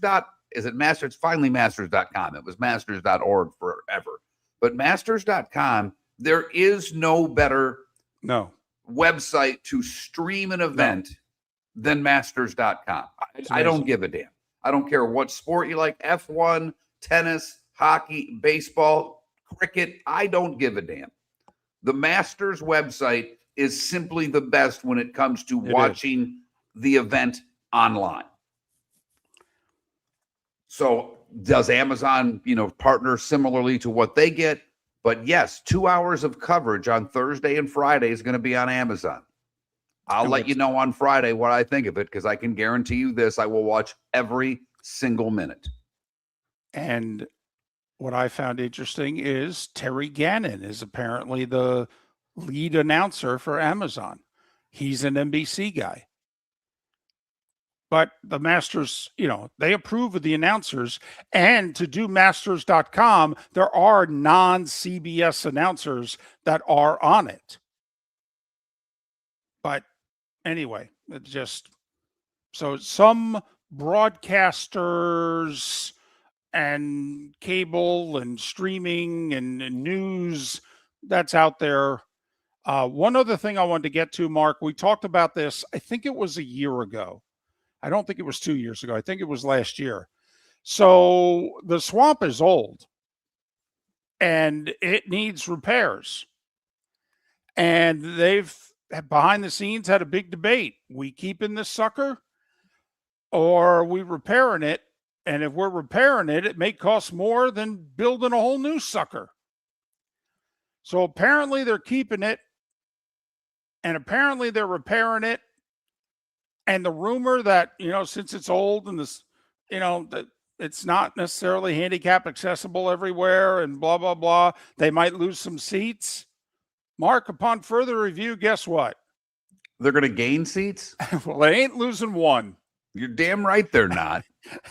They've had 18 straight sellouts, and they're counting how much revenue they need. And they're like, we'll pump $400 or $500 million in this sucker. We'll figure it out. And David, it's funny because last year, and you helped me get tickets to go to the cocktail party, and I got them from a Gator fan. I had Gator season tickets that were sent to me. In order to do that, I had to get the Gator app. Right. Well, I had to sign up for that sucker. You know what that means? And I didn't delete it. I'm getting all the emails. They think I'm one of them now. Yep. They want my money too. They have been emailing like a son of a gun, trying to raise cash for that thing, which I find hysterical. But the other side of it, David, is we were talking about the Bucs Stadium yesterday, in that, they're going to try to do some things to Ray J, but, it's 28 years old. You want to know the main difference, really, when you think about it, between Saturdays and Sundays, and a little bit college basketball too, because we talked about the Dean Smith Center, and they're going to end up getting a new building there, but where it goes is a big deal. David, these SEC stadiums, these Big Ten stadiums, you look at the Shoe and you look at the Big House and obviously in Happy Valley, and then all of the SEC stadiums, the fans would revolt if they knocked them down and built new ones. It's everything to those fans to be at the same place that they've been playing football at for, sometimes 80, 90 years, for crying out loud. Yeah, they've made them bigger, but it's still on the same piece of land. They're still playing between the hedges in Athens. And trust me when I say this, to the college football fan, it's, for a lot of them, whether they're alums or they've just been going forever, it's their tie to the university. It's their tie to history. It's their tie to their children, to their grandchildren. It is such a big deal. Where in the NFL, it's, damn it, can we get a new one? Can we get a better one? What are the suites going to be like? What are the club seats like? How many bathrooms do you have? 88,548 is official capacity at the Swamp. Every now and then you see attendance there of 90 and 91,000. Yeah, they look the other way at times. I'll give Florida credit because they've done 2 big renovations to Kyle Field. And let me tell you, A&M did a great job. Well, they hired the guy who did the renovations at Kyle Field. They made him an executive associate athletic director for facilities and capital projects. Wow. That's a big title. It's like Thank 2 God lines. we don't use business cards much anymore, David, because that takes up a hell of a lot on the business card. That's at least 2 lines on the business card. Right. And I don't know how you put initials for most of that. Right. But anyway, so this guy handled both of those renovations, and they did an amazing job at Kyle Field. A&M did a great job. And the renovation, the last one was $450 million. Florida hired this guy, said, go to work. We need to generate more revenue. Okay. You are going to really be sitting on people's laps if they're keeping the capacity the same. Those seats are so tight and so close to one another. It's unbelievable, David. And of course, Mark, what's the one question everybody has? Hey, that's all great. You going to make the internet any better? Because the Wi-Fi is too slow. Pat Kirwan, next. American Paint Supplies is your one-stop shop for all your coating needs and has been for 30 years. American Paint Supplies is also your #1 Festool dealer in Southwest Florida. If you are a builder, cabinet maker, painter, or power tool enthusiast, Festool craftsmanship can be found at American Paint Supplies. Celebrating 30 years of service, and Festool is celebrating 100 years of excellence. Come to American Paint Supply for a perfect pairing of service and expertise on 6100 Shirley Street, Naples, off of Pine Ridge, or online at AmericanPaintSupplies.net. The Floormeisters just doesn't sell Cortec and carpet. They also sell a lot of wood. And what better time than now to stop in and see the nice folks at Floormeisters for some new hardwood for your home. With white oak wood starting at $4.99 a square foot, that makes it affordable for everyone. With 10 colors to choose from, they have a color for everyone. So stop in, 6281 Naples Boulevard, right next to Costco, or go to the web. It's floormeisters.com. Floormeisters.com. Floormeisters, just keeping it real. Mark Miller for Sleep Treatment Direct. They are helping me with sleep apnea. And by helping me, I mean curing me. No more CPAP machine, no more snoring, no more tossing, no more waking up exhausted. Their expert team got me the right treatment, fast and hassle-free. If you want to feel energized and get rid of your snoring, call Sleep Treatment Direct today. 444-1741. That's 239-444-1741. Sleep Treatment Direct. Sleep safe and sound. EPA Commissioner Adam Silver will visit Lee County in April as he is recognized by the Edison Awards as their Achievement Award honoree. His recognition not only highlights his leadership within professional sports, but also his broader influence on business, technology, and social responsibility. The Edison Awards recognize thought leadership from around the globe, making Silver's visit a significant moment for Lee County. Visit EdisonAwards.com for event details and tickets. Lee County, building a better community through business, sports, and tourism. The Cape Coral Police Department is growing, and they want you to be a part of it. They're hiring new officers. Starting pay is between $74,000 and $90,000, depending on your experience. And with a $10,000 hiring bonus, you can be making $100,000. Enjoy paid holidays, off-duty details, plenty of OT opportunities. They're also hiring dispatchers and professional staff. So go to CapeCops.com. CapeCops.com. Be brave, be best, be Cape. Your roof is your home's first line of defense. At Pelican Roofing of Florida, Ronnie John and their team bring years of experience to protect what matters most, your family and your business. From residential repairs to large-scale commercial roofing, we deliver honest work, fair pricing, and quality you can trust. An upgrade on your roof can lower your insurance costs. Don't wait for a leak to turn into a disaster. Call the experts at Pelican Roofing today. 1-866-9-PELICAN. That's 1-866-9-PELICAN. Online at PelicanRoofingCompany.com. CCC 13325. This is Miller and Moulton. Good morning, Pat. Good morning, fellas. How was Arizona? It was not tremendously eventful. I mean, the agenda for rules and competition committee suggestions was fairly boring, but the NFL kind of made everyone the gag order on the officiating, not for us on the air, but for them. They are trying to do a couple of things that I think are fairly shaky. Like they actually think they could cap some salaries. They're never going to be able to do that, but there are people trying to suggest they could, which the Supreme Court already said this real free agency. You can't restrict salaries. So that was kind of funny, but they spent a little time on things like who's playing in these. And this is a problem for me. Overseas games and holiday games, they're just taking all the good games. They are strip mining the schedule. Do we really need the best teams going to Rio? Just give them an NFL game. Why do we feel like we have to show them our best, and we never get those games now? So they never used to in London. The London games sucked for it was years. Used to be Jacksonville, the Jacksonville Express, but not anymore.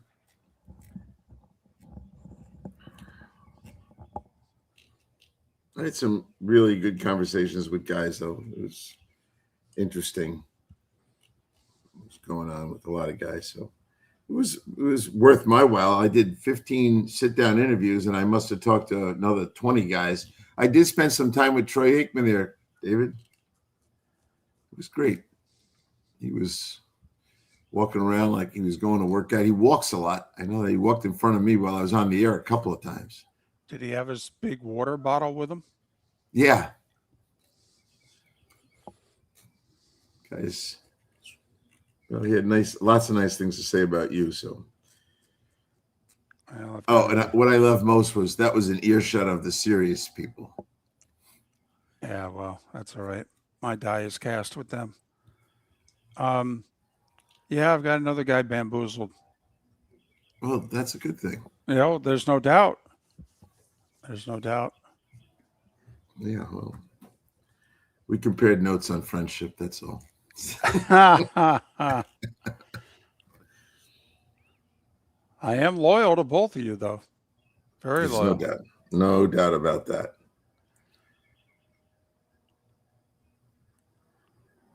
We were making fun of the onside kick stuff and all that. You're allowed to have an onside kick anytime you want. No, who wants one? They don't work. Especially when you have Not to when you announce, gotta announce doing it. Right. And you can't overload. It's like that was like I said that was the first thing on the docket. It was like a warm-up to make sure you pass everything we tell you to pass.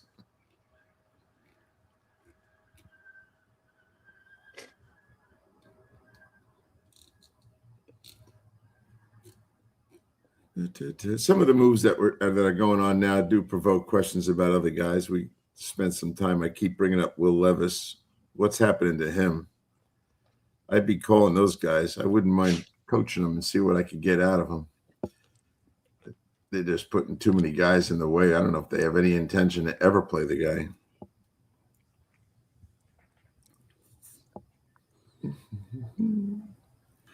I was, now of course we surrendered. There's no more content in free agency. So it's like a dead subject, which is fine by me. And to kick off the draft season, we had to.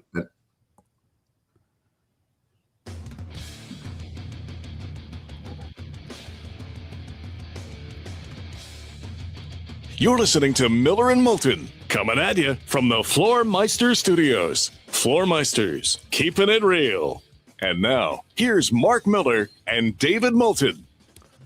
It is the final hour of the show in Southwest Florida, Punta Gorda, Port Charlotte, Venice, Live Oak, Lake City, and surrounding areas. We're just halfway home in Jacksonville and Tampa, St. Pete. We are Miller and Moulton, millerandmoulton.com, Miller_Moulton on X. Our poll question, Final Four tomorrow night. So who's going to win? Who will be playing Monday night? That's what we're asking of you in our poll question. Choose between Illinois and UConn, Arizona, and Michigan. It's that day and time, though, for Pat Kirwan. NFL Radio's moving the chains, weekdays 3 to 6. He was just at the owners' meetings in Arizona. Pat's appearances are always brought to us courtesy of Pinchers. Pinchers, Tampa to Key West, all points in between. Pinchers where you can't fake fresh. So how were your travels? Everything okay? Yep, it's always good. It's a very casual atmosphere. A lot of the coaches and GMs are comfortable, and they sit down and they'll say more this time of year. I did a lot of formal interviews, I think 15 of them, and then we did another whole bunch of guys down the hall and at the reception and all that business. So yeah, a lot of done there. A couple of things trouble me though. Like I was saying this to Mark before we started. This compulsion to put the best teams on the international games. Like, do they know the difference between seeing the Cardinals and seeing the Cowboys? No, they don't. But they hear Cowboys, so they want. So we keep sending out what are we going to do when we get to the 18 games and everybody's out? The amount of good games that are leaving the country, I don't know. Not a big fan of that. And then I'm not a big fan of this little thing of let's try to make Friday games, and we got a bunch of them this year, not a short week. And you guys probably covered this, but it was like the discussions I got in with coaches off the air, not happy. So we're going to have those games. That's 6 teams on Christmas, Friday after Thanksgiving, all of a sudden. And think about the teams that are going to be in that Friday after Christmas. They're probably all going to be playoff teams. They're all playing on a short week, and it's the end of the season, and here comes the postseason, and there'll be injuries in them. So don't like that stuff. It's either a short week or it's not a short week, and it's a short week. And they're starting to abuse that privilege over there. So I wish we could stop talking about that like it's not a short week. Because the rule is, as you guys already stated to your listeners, you're only allowed to play twice. And this is going to make it a third time. We're just really stretching out the health and safety. Do we actually think this health, Mark, your answer, please. Health or safety? Is it a priority? No. It's window dressing. I will say, Pat, I do want to challenge one thing you said there about the international games and good teams. You mentioned Cowboys and good teams, and I don't think that applies. Oh, well, I wanted to say it just to set you off, which I just did. But we all know the TV audience in America, why do they get the maximum number of nationally televised games? They don't deserve them. If you go back to every year since they've been bad, that's 30 years. How many good teams did the country not see because they didn't qualify as interesting to the media? So I'll give you an example. Buffalo, when they started to grow into what they weren't on national TV all the time. When the Tennessee Titans got all the way to the championship game, they weren't on TV. And so we were basically brainwashed to think you'd rather see the Cowboys than the Titans. We never bring along the teams that are growing. We always go back to the old nostalgic. How about them Cowboys? A couple of years ago, we did a Monday night game in Dallas. 4-8 Bengals and the 4-8 Cowboys. And I brought up at a production meeting like 3 weeks in advance. I go, is there any chance we would flex out of this game? And they looked at me and they go, it's the Cowboys, right? I go, yeah, but they're both really bad. And they're like, yeah, it doesn't matter. Like, okay, right. just wondering. Was just asking. Okay, the 18 games. Clearly, the league wants it. What can the players ask for? In all seriousness, I mean, are we sure they're going to give a second bye week if they go 18? Will the season be now a 20-week season where we play 18 games? I mean, I'm just curious. What are you hearing about the 18-game schedule and the timing of it? Well, they want it in by 27. They're not waiting around here. As always, the union has. Well, how much leverage do they have when it's all said and done? I would think a lot. I mean, they don't say yes, it doesn't happen. Well, why would they say no? Because the players whose average career is 4 years, they're talking about seeing 4 extra paychecks for their whole professional life. They're going to vote for that. Now, if the union figures out a way not to let the rank and file vote, yeah, they'll hold up. But I think they're just going to get what some of the things they want. The union should want expanded rosters. That's more guys in the union. They should all want something like that. How do they determine what the extra pay is going to be? Is it simply an extra game check? You know, with the amount of signing bonus we give out now, game checks are not that big for a lot of guys. You go look at how many guys restructure their contracts and get salary converted to signing bonus. Now, how are you going to figure out the guy who did that for you? He made an exchange of paragraph 5 for a signing bonus, but now we're adding an extra game, and now it's a game check. That's not a good deal. So I think they have to figure out how to compensate the guys. The amount of money they're going to make by having these extra games, we don't need to hear that they are running low on money. Or as the owners say, we have to cap some of these contracts. Why? Because you made a mistake and paid a bunch of quarterbacks a lot of money and they're not very good and you're stuck with this dead money. So those arguments are going to happen. When it's all said and done, the players, I talked to a lot of players, they're all for 4 extra game checks in their career. And that's all it would turn into. Well, and I think, I'd be thinking more long-term, quicker or shorter amount of games for me to get full pension, things that are going to take care of me past my football career, I would think would be important, but that's up to the players to decide. David and I were talking earlier this week, Pat, and I'm just curious your thoughts. Baker Mayfield's coming up on the last year of his deal. To us, it's obvious they've got to extend him. When you see the contracts of the Trevor Lawrences and you see what Daniel Jones got, I don't know where you think Baker is, if he's a top, third guy, if he's a middle third guy, whatever the case may be, but they don't have an alternative right now. So you would think Baker has some hand. David and I kind of quibbled about the money that we think he should get. What do you think is a deal that he would accept? I know what the Bucs want to give him, but what's Baker going to want? Well, Baker perceives himself as a top 10 quarterback, and he's tenacious enough to not come off his impression of himself, and I love him for it. But the league's not going to see Baker Mayfield that way. His market, if his agent's doing his job and trying to fish around for what his street value is, which is what your question is, my guess is that you might find him slotted in around 16th, right in the middle, not much higher than that. And this season is a gigantic one.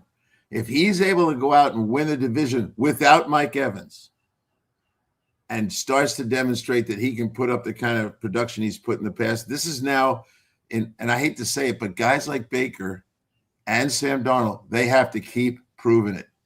They don't get to the point where they're $55 million a year because now with all these backfiring contracts that have happened, I think you got to be careful. And I like Baker. And yes, right now they don't have an alternative, but alternatives are coming. Mac Jones is going to be in the middle of this next year. So they are going to be weighing Baker and a deal that might land up fizzling on them in a year or two, and they get stuck with a Kyler Murray world or a Tua world. One thing about the owners, they are not real happy about all that dead money, and I'm sure they're laying it on their GMs, or they're firing their GMs for doing those deals. So it's Sam Darnold's going to be free before you know it. He's 31 in 2 weeks. So obviously at the end of this year, entering free agency, I threw out the Kirk Cousins contract in Atlanta, 4 for $180. I'd guarantee most of it, to be honest. I said to Mark, I'd guarantee 3.5 of the 4 years. I'd go like 150 to 160 million guaranteed. Okay. Does that sound, because it's more than Daniel Jones. I mean, I think it's difficult for Jason Light to look at Baker Mayfield with a straight face and say, I'm not going to give you the annual value of Daniel Jones. But 4 for 180, does that sound about right to you? For me, if I was a GM, it would be, but I don't think they're going to do it. Wow. I think that these guys land up in a box, basically, of who they think they are. They're excited Baker's kind of come through, but I think they're going to lowball it, and it's not going to be a pretty sight. It's going to be a little bit of a shock to Baker, and I don't think they're going to feel confined with Baker that they have to go to him because they're boxed in. I don't think so. If they don't win that division, watch out. Okay, Kirk Cousins. We got about a minute, Pat. Kirk Cousins got signed yesterday. David and I are, we love the idea. It gives Mendoza time in Vegas. He's someone he can learn from. We all know how well Kirk studies the game. Your thoughts about Vegas signing Kirk Cousins? It's brilliant, number one, and it's a bargain, number two. My suspicion is, getting to know Kirk as I have, and spending a lot of talking time with him at the end of the season, I think 1 year after this starts, he is going to go home and not play again. He's going to do it. He's going to like it, but he's going to be away from his family. He's going to be like Matt Ryan was, living in a condo by himself when he went to the Colts, calling it the biggest mistake of his career. And I think Kirk is even more of a homebody. 1 year in Vegas should just about finish him off.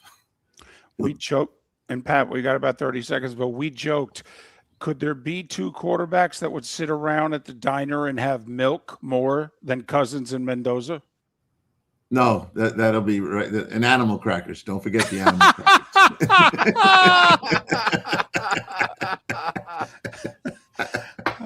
Pat Kirwan. You know why you're laughing? Because you know it's possible. Absolutely. I want the lion. You can have the elephant. Pat Kirwan, weekdays 3 to 6, NFL Radio, moving the chains.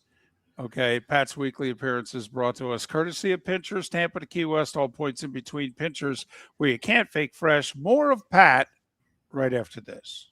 Animal crackers, underrated. Your roof is your home's first line of defense. At Pelican Roofing of Florida, Ronnie John and their team bring years of experience to protect what matters most, your family and your business. From residential repairs to large-scale commercial roofing, we deliver honest work, fair pricing, and quality you can trust. An upgrade on your roof can lower your insurance costs. Don't wait for a leak to turn into a disaster. Call the experts at Pelican Roofing today. 1-866-9-PELICAN. That's 1-866-9-PELICAN. Online at pelicanroofingcompany.com. CCC 1332512. Floor Meisters just doesn't sell Cortec and carpet. They also sell a lot of wood. And what better time than now to stop in and see the nice folks at Floor Meisters for some new hardwood for your home. With white oak wood starting at $4.99 a square foot, that makes it affordable for everyone. With 10 colors to choose from, they have a color for everyone. So stop in. 6281 Naples Boulevard, right next to Costco, or go to the web. It's floormeisters.com.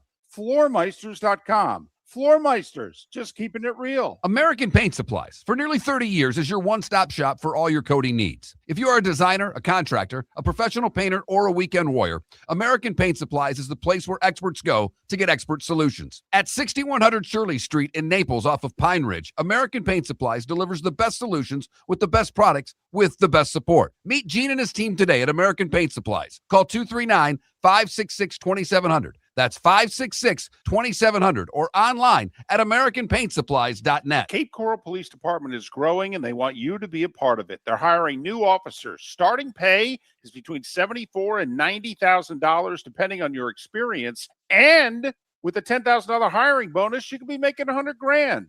Enjoy paid holidays, off-duty details, plenty of OT opportunities. They're also hiring dispatchers and professional staff. So go to CapeCops.com. CapeCops.com. Be brave, be best, be Cape. This is Miller and Moulton.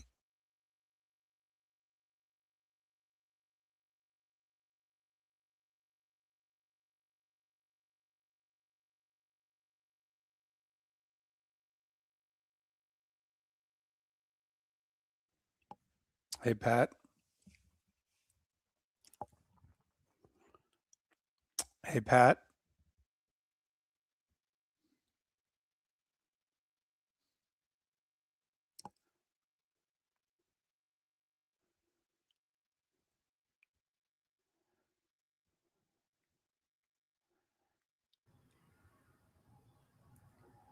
Hello. Hello, hello. There you are. I heard you, but you couldn't hear me. No, I couldn't. I was muted. Here's the only thing, and I understand that the NFL Players Association most of the time is run poorly. But this is the one thing I would try to say to them behind the scenes. Guys, this is the last really big issue we'll ever have. We really won't have hand ever again, if you think about it. Okay, this is it. Getting from 17 to 18. So we're going to have to play a little tougher than we're comfortable with. We're going to have to get as much out of this as we can, because this is the last thing really for us to keep from the owners. That's good logic, and that's something that should be said. But history says I know they're just going to take the fast cash. They're not looking at their long-term medical and everything else. They're just looking at cash. And I'm not here to say that's right. And the NFL owners will lock them out because they know they can't survive. And that's fine. I got to admit, this is where if I'm the officials and I'm the players, I look at them and go, you know what? There's too much arrogance and too much greed. Okay, the product's going to be horse shit. Okay, fine. Knock yourself out. You're going to do all this for 3 weeks? Seriously? Just go pound sand. Why haven't the networks publicly stated you want to charge us double? We're not paying for any games that are with sub refs and everything else. Yeah. I'd say it behind the scenes. Sorry, David. I think they're as scared as the damn players, though, with the Netflix and the Amazons out there. They shouldn't be, but I agree with you, Pat, but I think they're scared of these streaming companies. They are. But isn't it interesting? CBS might get a deal done.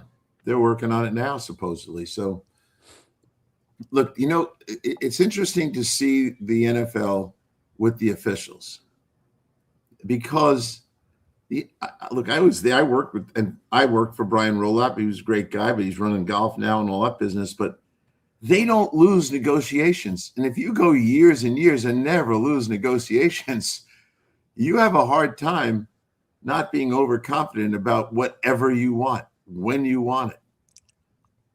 Let me ask you, David, you're into this stuff more than me, but what happens if the Wall Street Journal stuff and they go after the exemption they have? And now all of a sudden blow up the exemption that the NFL has and say, hey, you know what? You've abused your privileges here with the pay to watch TV, minimizing the amount of quality games on regular television. What if they go after them? To me, there's a vulnerability there that may not exist anywhere else for that. Because I don't think the union will stand up to them, but I think the government could. Well, I'm curious. Do we think it would be more likely to happen with this administration, or do we think it would be more likely to happen with the next administration? If you know what I mean. Because I do. Because, Pat, I will say this. I think the NFL could be in a rude awakening if it ever got to this Supreme Court. That's my point. A rude awakening if it got to this Supreme Court. Yeah, well, read Rupert Murdoch's piece and all that stuff with if that, to me, to your point about leverage, this is the last time we're going to have a real leverage point. That one's sitting there as a bigger problem to me. That's true. But that's off the field, but that's monsters off the field. Yeah. All right. It's all good. I have to laugh. Here we go. Welcome back to Miller and Moulton. Text the guys what's in your mind at 21,000. That's 21000. And now, here's David Moulton. Our remaining moments with Pat Kirwan. Joining us courtesy of Pinchers. Pat and all our guests appear on the American Paint Supplies Hotline, your one-stop shop for all your coating needs. Donnie Tyndall, longtime coach. He'll break down the Final Four for us coming up in a little more than 15 minutes' time. All right, Pat. Obviously, the draft is coming. I'm guessing you talked to a lot of folks at the owners' meetings and maybe got some vibes. When you look at the top five, like we know the Raiders are going Mendoza, but the Jets, the Cardinals, the Titans, the Giants, do you see anybody trading out of those positions? And we know it takes two to tango. Someone's got to want to come up. Everybody always wants to trade down. But did you hear anything that makes you think something eventful could happen early in the draft? Well, after Mendoza, do you see a lot of defensive guys going? Just let's generally talk about that. Like a run of 4 or 5 defensive guys. And I think from what the guys say, first off, I said to them, we ran a mock draft as an exercise, but what it came to fruition at the end was there were 21 defensive guys picked by me and Jacob Hester, and obviously only like 11 offensive guys. Do you think this is a defensive draft? The answer was yes. And the more I talked to them off the air, the more they said, yeah, it's going to be a great defensive draft. And so to your question, after Mendoza, Jeremiah Love bangs into the top 5. I think it's almost impossible for someone to pass him. But they like the defensive guys so much that they, Mansour Delane, Caleb Downs, Sonny Styles, Reese, we all know the names, Bailey. I think they're going to feel like they can get a good defensive player where they are. And my experience personally, there is no quarterback that they're going to come up for. Mendoza's gone, and no one's going to race up there for any other quarterback. With that being said, and the quality of the defensive guys, I don't think they're going to do it, Mark. I think we'll roll through the first 5 or 6. So we were talking specifically about the Bucs earlier in the week, Pat. What would they do at 15? Every mock draft that Mark sees has the tight end Sadiq from Oregon going to them at 15. But then we said, man, they need an edge rusher.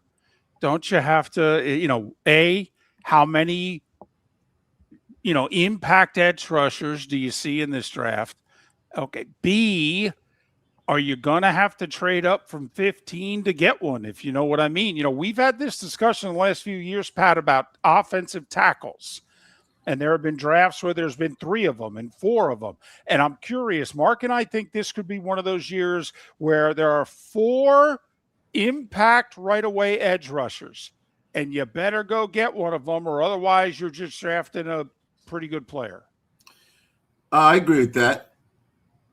It's funny about the first thing you said about Sadiq. In our mock draft, I had Baltimore. I took Sadiq to Baltimore.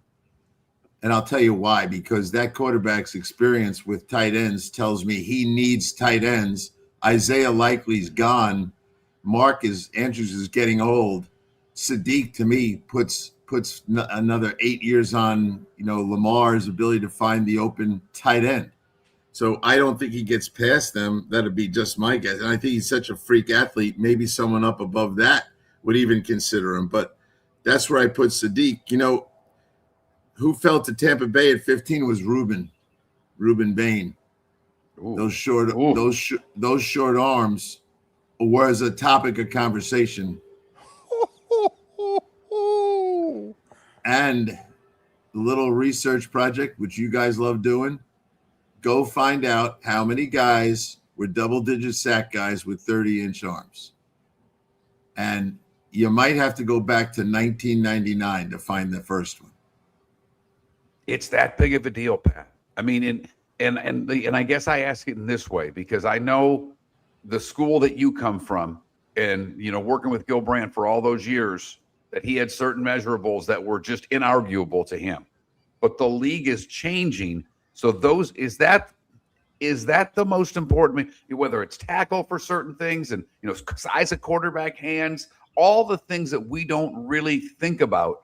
Is that the one? Is it the edge rusher with short arms that's the biggest deal out there? That's a great question because I see the roadblocks at other positions. Short arms at left tackle, that's a problem. So why the short arm business with the pass rusher and the guy blocking him? The longest arms gets to the body the best. And if they get control of you, and so the Ruben thing, if you guys do the math, go find out. But one of the coaches just said to me, he goes, it's been a long time since a guy with arms that short was successful in the NFL as a first round double-digit sack guy. So I think if you got to Tampa, I think Bowles wouldn't care less about the arms. But guys above that, they might care about the arms. We know two of the pass rushers are going to go in the top 4 or 5, Reese and Bailey. They're going to be gone. And then after that, you start dribbling down and you start asking yourself, well, who's going to take another one? I'll tell you one name that came up more than I thought it would. I kept saying to guys, well, who else do you like? You know what name came up multiple times? Akeem Mesidor. There were guys that, and I say, who do you like? Oh, yeah. I said, you have to just get rid of the first two. Akeem Mesidor. When I hear that name more than once, I start thinking about it and who's going to do something about it. Someone's going to take Falk because he's got the traits. He doesn't have the production, but he has the traits. So I think if you do a little, I'm going to be doing some myself, but go find a guy that, if you can get the data for that, arms that short, that had a great pass rush career. So wouldn't you love him in Tampa? Oh, my goodness. Do the happy dance if he fell to 15. That'd be incredible. I mean, Pat, here's what I'm wondering. You know, we look every year, we go, how did Cooper Kupp and Puka Nacua fall to the – how in the world did J.J. Watt fall to 11? I mean, you know, don't we just get things wrong sometimes? Can't you – Absolutely. Can't you just move him over the guards on third down? I mean, don't you think he becomes a 10, 12 sack guy a year just on third down over the right guard? Well, first off, I've already said this on this show. I'd be drafting Reuben Bain to be my 3 technique, not a defensive end. And people go, I said he's 275. He's as fast as a lightning bolt inside. He'd be ridiculously fast. Isn't he John Randall? Wouldn't he be John Randall all over him? Yeah. You know, I go with the Pete Carroll rule. I don't care about dimensions. I want a fullback who lifts weights. That's my 3 technique. That's what he says. You think I ever forgot that? I spent like 9 years looking for those guys. Hey, do you ever play fullback? What do you bench? You know, that's how I used to talk to guys. Hey, Pat, we talked about this yesterday because the Bucks are asking for money to redo Ray J. And, you know, I don't think Tampa gets another Super Bowl without redoing Ray J. You're at the owners' meetings. You're talking to these guys. You know, we all think Nashville's going to get one. Vegas seems to be on the rotation. LA seems to be on the rotation. Is Tampa on the outside looking in to ever get a Super Bowl again? Or if they redo Ray J, are they back on the list? Well, they're not mentioned a lot. I think what we're seeing is this love affair with indoor stadiums. And so that becomes even an issue. Florida's great, but they want the security of that this product's going to be played in a sterile atmosphere. And so I think that's part of it, Mark. And if you don't have one of those, you know what Tampa rainstorm looks like. They don't want any of that. They want to know. They're very interested still in warm weather places. That keeps Tampa and Miami alive. But I don't think that they're excited about stadiums that are going to be outside, whether we like that or not. Yeah, I think they owe Tampa. I know the league's not much into loyalty, but I think, you know, Tampa got the COVID Super Bowl. I think they need to throw Tampa a bone. I think it'd be the right thing to do. We'll see if they ever do it. He's Pat Kirwan heading into Easter weekend. Listen to him today, 3 to 6. Moving the chains, NFL radio. Pat, as always, be well. Thanks for your time. My pleasure, guys. Happy Easter to you. Take care. Donnie Tyndall to talk hoops next.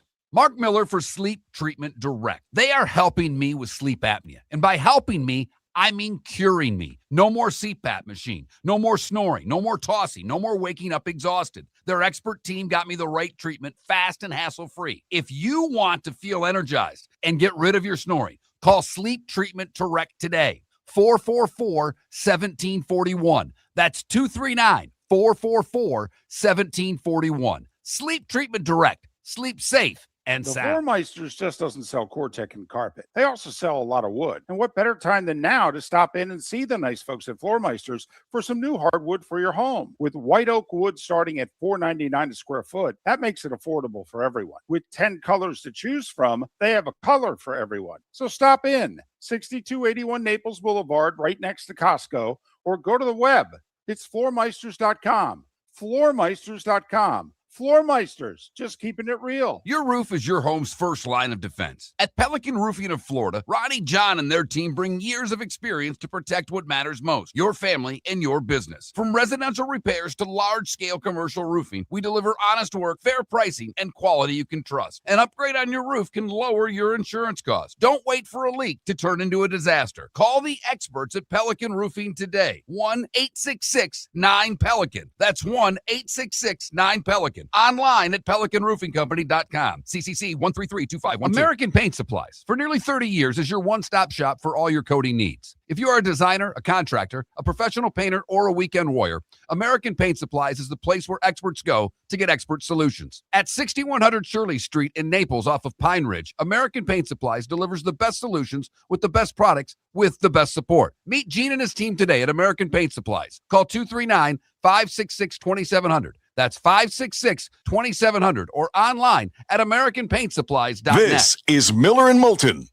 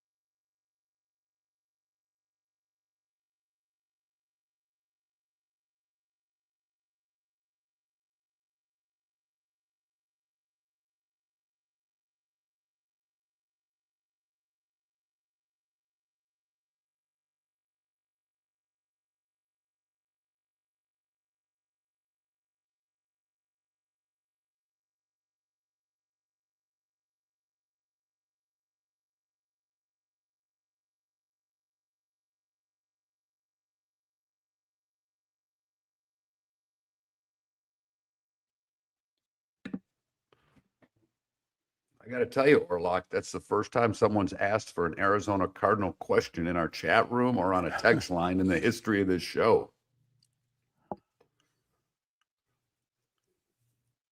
Unfortunately, we'll have like a half dozen more opportunities between now and the draft to ask him that. But that is why I included more than just Arizona. I don't want to get that specific. Hoping to see if he heard a rumor of any sort. But it's the point that he makes is valid when there's not quarterbacks and not, big time receivers. Next year when the Ohio State guy comes out, someone could go up and want to get him. But there's quarterbacks next year, supposedly. Hell, there were supposed to be quarterbacks this year. I mean, if you think about it, the Penn State kid, there were supposed to be guys this year, we thought. Yeah. Hey, when Donnie signs on, my first question will not be about the Final Four. He's trying to rehab his image here, so I'm going to throw one in for him, and then you could start the Final Four stuff. All right.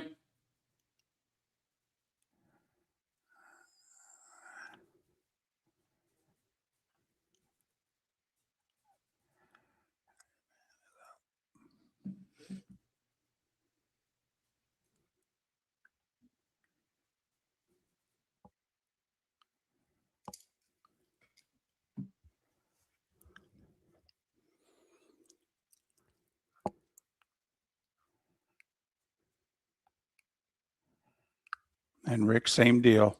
If the music and we start talking and he hasn't hooked up, just give him a holler. Will do. Thank you.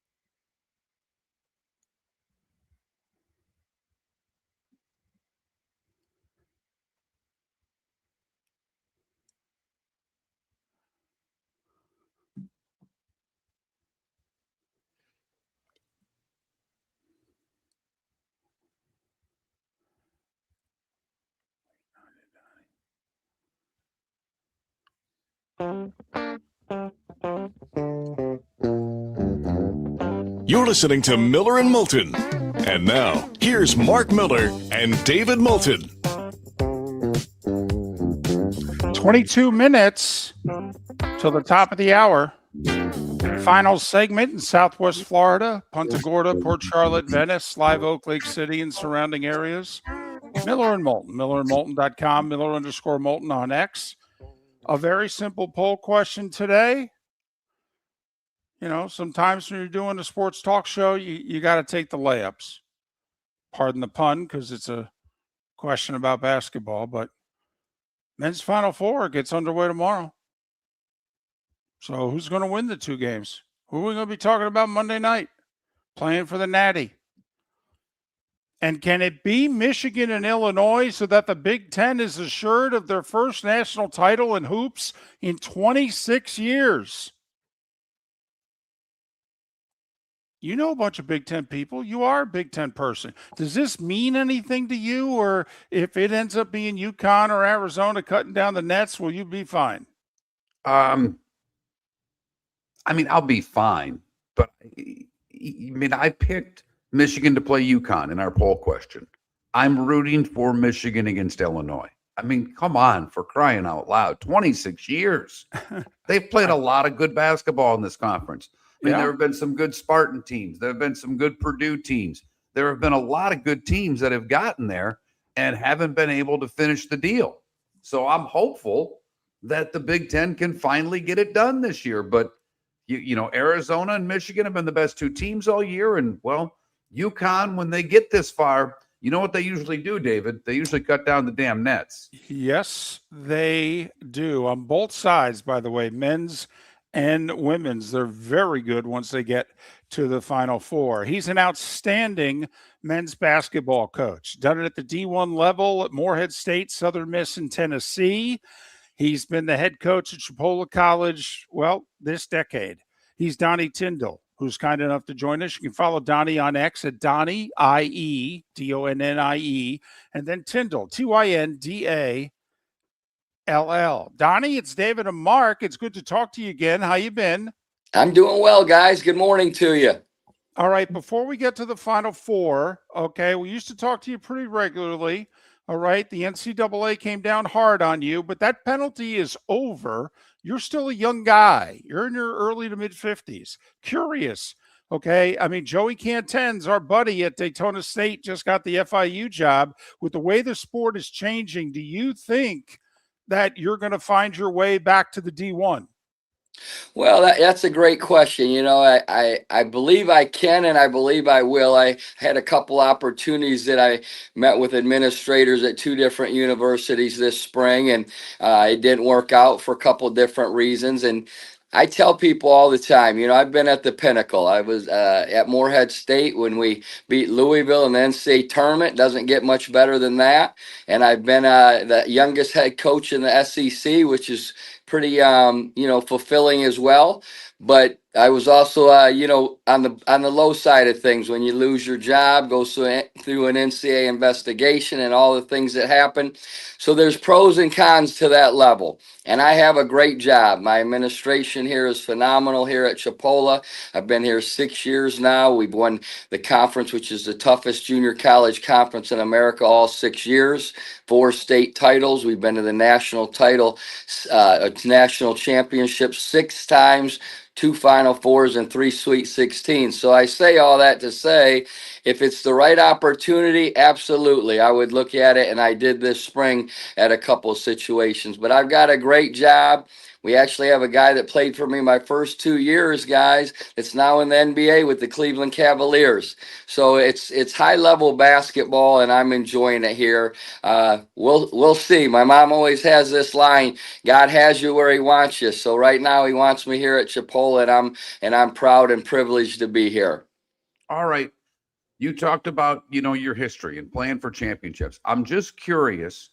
We have 2 of these coaches that have been to Final Fours. Obviously, one that's won the whole thing, but Dusty May got there with FAU. How important is having already been there, in your opinion, in a Final Four for these coaches? Obviously, players, they're all changing every year, so it's going to be new to them. But from a coaching standpoint, understanding the moment, understanding how to prepare your guys for the moment, how big do you think that is? Well, all these guys have played in high-level games in the past. Even the guys that haven't been in the Final Four have played in, whether it's conference title games or Elite 8 games, Sweet 16 games. From my biggest thing on that level, from everything I've heard and read and talked to guys about, is handling the distractions outside of basketball the first time you go through it. The ticket requests, the media requests, the player media requests, the player distractions, making sure their parents are going to be there, that the hotel for the parents' families are set up, all those things that aren't anything to do with basketball. But yet, if you don't handle them the right way, if you aren't on top of them and organized and maybe have some experience or someone on your staff that has experience in handling those things, then they can become a distraction and affect the basketball side of it. So I certainly think the 2 guys that have been there probably have a little bit of an advantage. But again, I don't think it's a basketball advantage. It's the handling the distractions and the business side of things the right way, because it's a busy, hectic week for everybody. Donnie Tyndall, the head coach at Chipola College, kind enough to join us here on Miller and Moulton on the American Paint Supplies Hotline, your one-stop shop for all your coating needs. All right, first semifinal, UConn, Illinois. Very small betting line on both games, but Illinois, the slightest of favorites. Just curious, your thoughts on the matchup, UConn, Illinois. Well, I think this, Coach Hurley and his staff get a lot of credit for how innovative and good they are on the offensive side of the ball, and they certainly are. But Illinois is pretty much the same way. Very, very fluid, smooth offensive team. They shoot it from 4 spots, sometimes 5, depending on their lineup. They have a great offense as well. And so I'm a big defensive guy. Defending and rebounding, I've always said, wins championships. And UConn is got that grit and toughness. They're great offensively, don't get me wrong, but I think they've got a grit and a toughness about them on the defensive side that, in my humble opinion, gives them a small advantage. It's going to be a physical game. Both teams have good big guys. Now, Illinois' big guy is more of a skilled, step out and shoot it a little bit, good shot blocker around the rim, whereas UConn's big guy is just a monster inside. He's a force inside. I think in the Sweet 16 game, he had maybe like 27 points and 21 rebounds. Kenneth Fareed type numbers, the guy I used to coach at Morehead State. But I just think the physicality of UConn, and them being as good as they are on the defensive side of the ball late in the game when they have to have stops, I give them a small edge. And by the way, guys, I'm 1-0 against Danny Hurley in my career. So if he wins, that's good for me, right? No doubt. No doubt at all. The other thing, and I'm just curious your thoughts, because obviously you're playing in a huge arena and it's a little bit different. The lines are different. Illinois relies on the 3 ball a lot more than Connecticut. I would think on Saturday, maybe more than Monday, that's a factor. Does that make any sense to you, Donnie? Absolutely, it does. The depth perception in those arenas certainly is different than where they've been playing, even though they've been obviously playing in some large venues. But I think just what you're saying, the shooting, that'll be on both sides. It's going to affect both teams that way. It's going to be even, right, from the 3-point line. And UConn does shoot a good number of threes as well, not as many as Illinois, but they depend on the three quite a bit. So again, what's this game going to come down to? In my humble opinion, defending and then being able to rebound the ball. And UConn's a very good rebounding team. That grit and toughness. Not that Illinois is soft in any way, shape, or form. They're a very tough team too.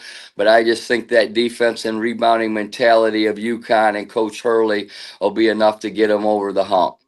You know, I think the last time we played in an arena was 96, Kentucky and Syracuse. They've been in these football stadiums ever since. Boy, right down the road is Hinkle.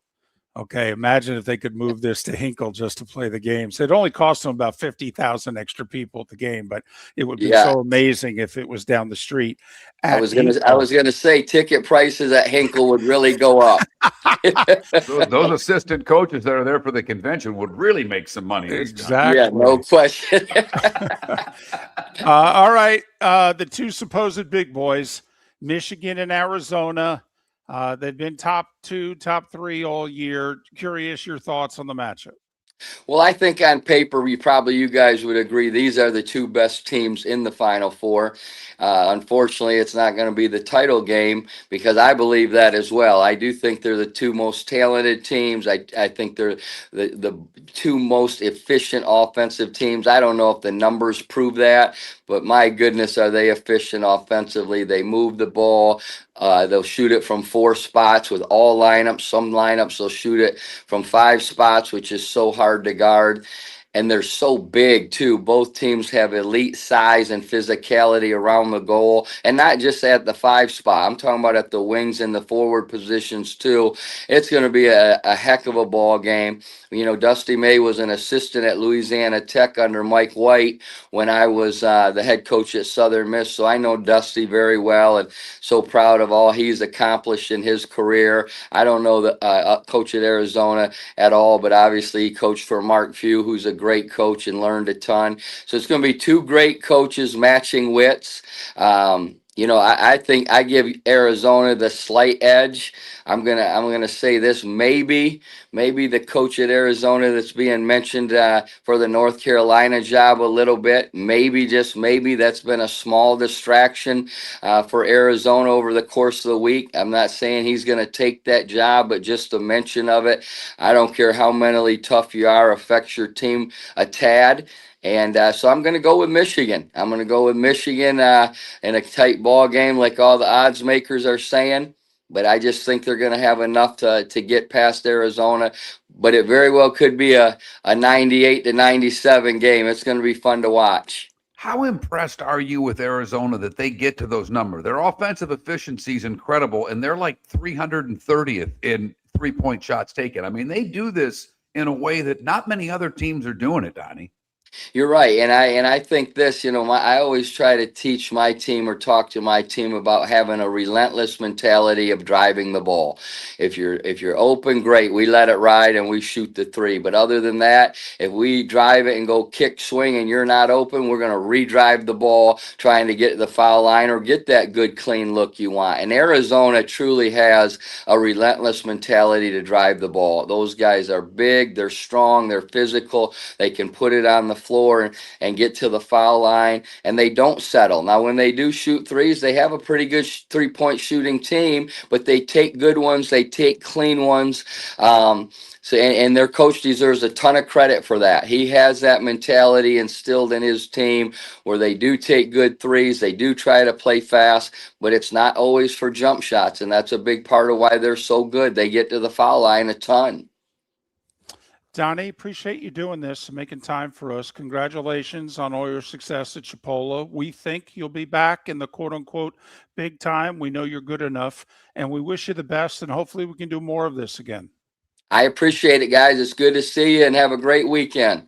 And I don't know if you care, but I'm going to pick UConn in the upset in the final. Whoa. Oh, hey, once they get past the Sweet 16, they cut down the nets with Hurley. So it's not that outlandish. That's for certain. Yep. Well, have a good one, guys. Appreciate you now. Thanks, Donnie. Donnie Tyndall, he's at Chipola College these days. Had the big upset in the NCAA tournament with Morehead State, then went to Southern Miss, won the conference twice. Okay, went to Tennessee, got in trouble with the NCAA for stuff now they'd laugh at him about. He got hit with a 10-year show cause, which is expired. Okay, so he's mid-50s. I'll bet he gets another shot somewhere. My Notre Dame friend said, send him to Notre Dame now. I just got that text. They still have basketball there? I didn't even know they were playing it. I mean, I knew the women were playing it. They're really good. The men, not so much. Oh, boy.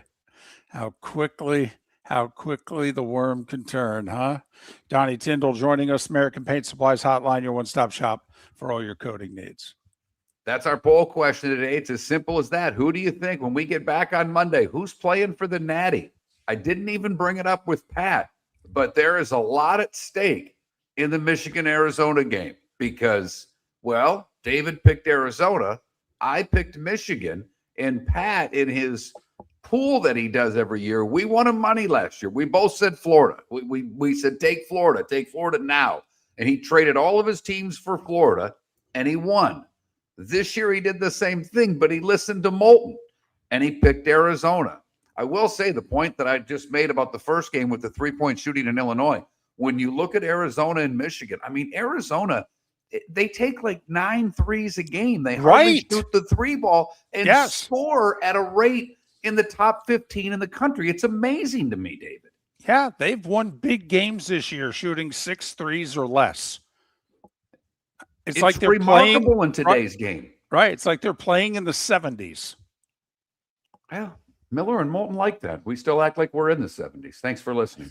Your roof is your home's first line of defense. At Pelican Roofing of Florida, Ronnie John and their team bring years of experience to protect what matters most, your family and your business. From residential repairs to large-scale commercial roofing, we deliver honest work, fair pricing, and quality you can trust. An upgrade on your roof can lower your insurance costs. Don't wait for a leak to turn into a disaster. Call the experts at Pelican Roofing today. 1-866-9-PELICAN. That's 1-866-9-PELICAN. Online at pelicanroofingcompany.com. CCC 1332512. Cape Coral Police Department is growing, and they want you to be a part of it. They're hiring new officers. Starting pay is between $74,000 and $90,000, depending on your experience. And with a $10,000 hiring bonus, you could be making $100,000. Enjoy paid holidays, off-duty details, plenty of OT opportunities. They're also hiring dispatchers and professional staff. So go to capecops.com. capecops.com. Be brave, be best, be Cape. Mark Miller for Sleep Treatment Direct. They are helping me with sleep apnea. And by helping me, I mean curing me. No more CPAP machine, no more snoring, no more tossing, no more waking up exhausted. Their expert team got me the right treatment, fast and hassle-free. If you want to feel energized and get rid of your snoring, call Sleep Treatment Direct today.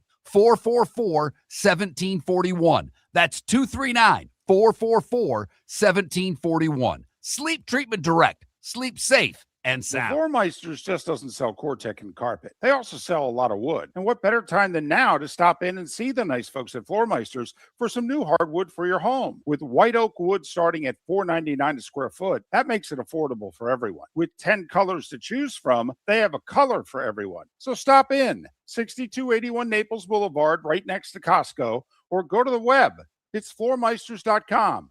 Floormeisters.com. Floor Meisters, just keeping it real. American Paint Supplies, for nearly 30 years, is your one-stop shop for all your coating needs. If you are a designer, a contractor, a professional painter, or a weekend warrior, American Paint Supplies is the place where experts go to get expert solutions. At 6100 Shirley Street in Naples off of Pine Ridge, American Paint Supplies delivers the best solutions with the best products with the best support. Meet Gene and his team today at American Paint Supplies. Call 239-566-2700. That's 566-2700 or online at AmericanPaintSupplies.net. PA Commissioner Adam Silver will visit Lee County in April as he is recognized by the Edison Awards as their Achievement Award honoree. His recognition not only highlights his leadership within professional sports, but also his broader influence on business, technology, and social responsibility. The Edison Awards recognize thought leadership from around the globe, making Silver's visit a significant moment for Lee County. Visit EdisonAwards.com for event details and tickets. Lee County, building a better community through business, sports, and tourism. This is Miller and Moulton.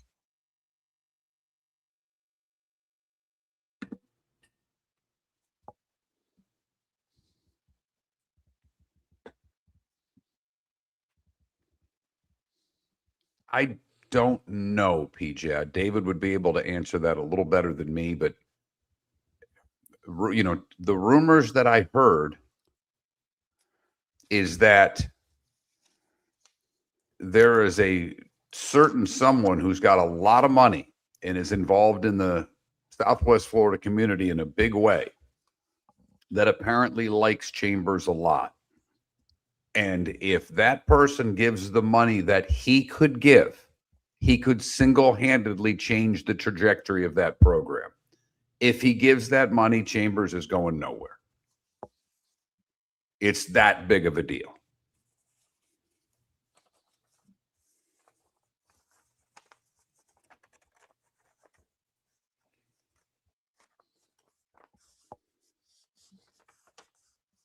No, we didn't do an Easter candy poll question, EB.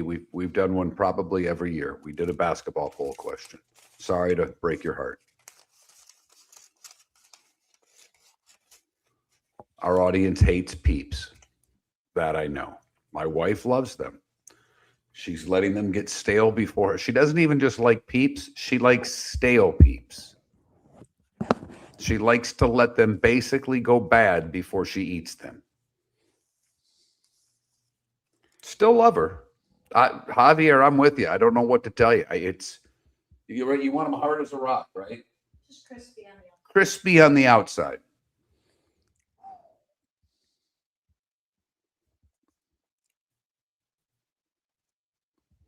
Even 5-tool players make an error now and then. You throw them in the garbage, Left Twix. That's how you eat Peeps. Thank you. They're horrific. Mark and I like them crispy on the outside as well, because we'll wait forever and then go, oh, we got to throw these out. Let's find. Have you ever dipped a Peep in peanut butter? She went, ooh, no, I have not, but it sounds like something that's going to happen.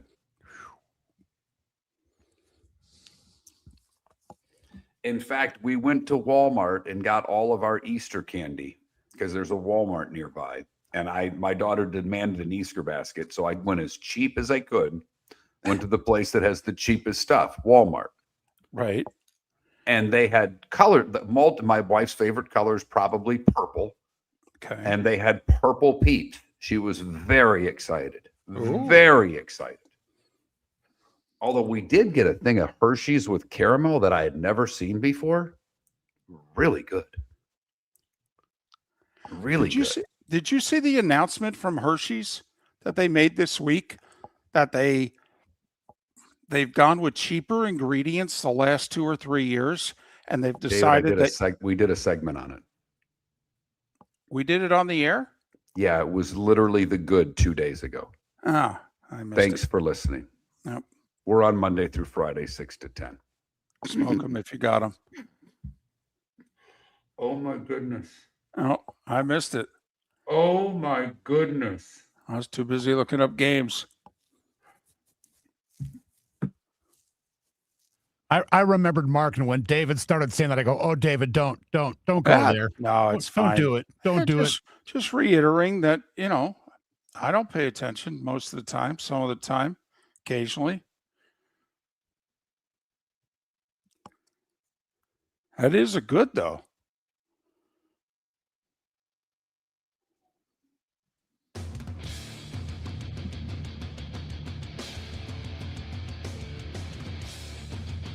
You're listening to Miller and Moulton, coming at you from the Floor Meister Studios. Floor Meisters, keeping it real. And now, here's Mark Miller and David Moulton. It is the bonus hour of Miller and Moulton in Jacksonville and Tampa St. Pete. Thanks so much for being with us. Miller and Moulton, millerandmoulton.com, Miller_Moulton on X. Our poll question, a simple one, not Easter related this year. We've done all the candy questions I think we can do. So we just took advantage of the Final Four on the men's side, getting underway tomorrow, and just said, okay, tell us who's going to win. Not the whole thing, but just win on Saturday so that they'll be playing on Monday. What's the game we're going to see? So Miller and Moulton both went with UConn. And of course, since Mark picked Michigan to win the whole thing, it's going with Michigan. Since I picked Arizona to win the whole thing, I'm going with Arizona. Curious, do you agree with Donnie Tyndall, who we had on last segment, in which he wonders, will the North Carolina job speculation around Tommy Lloyd, the Arizona head coach, does it have any impact at all on Arizona's performance?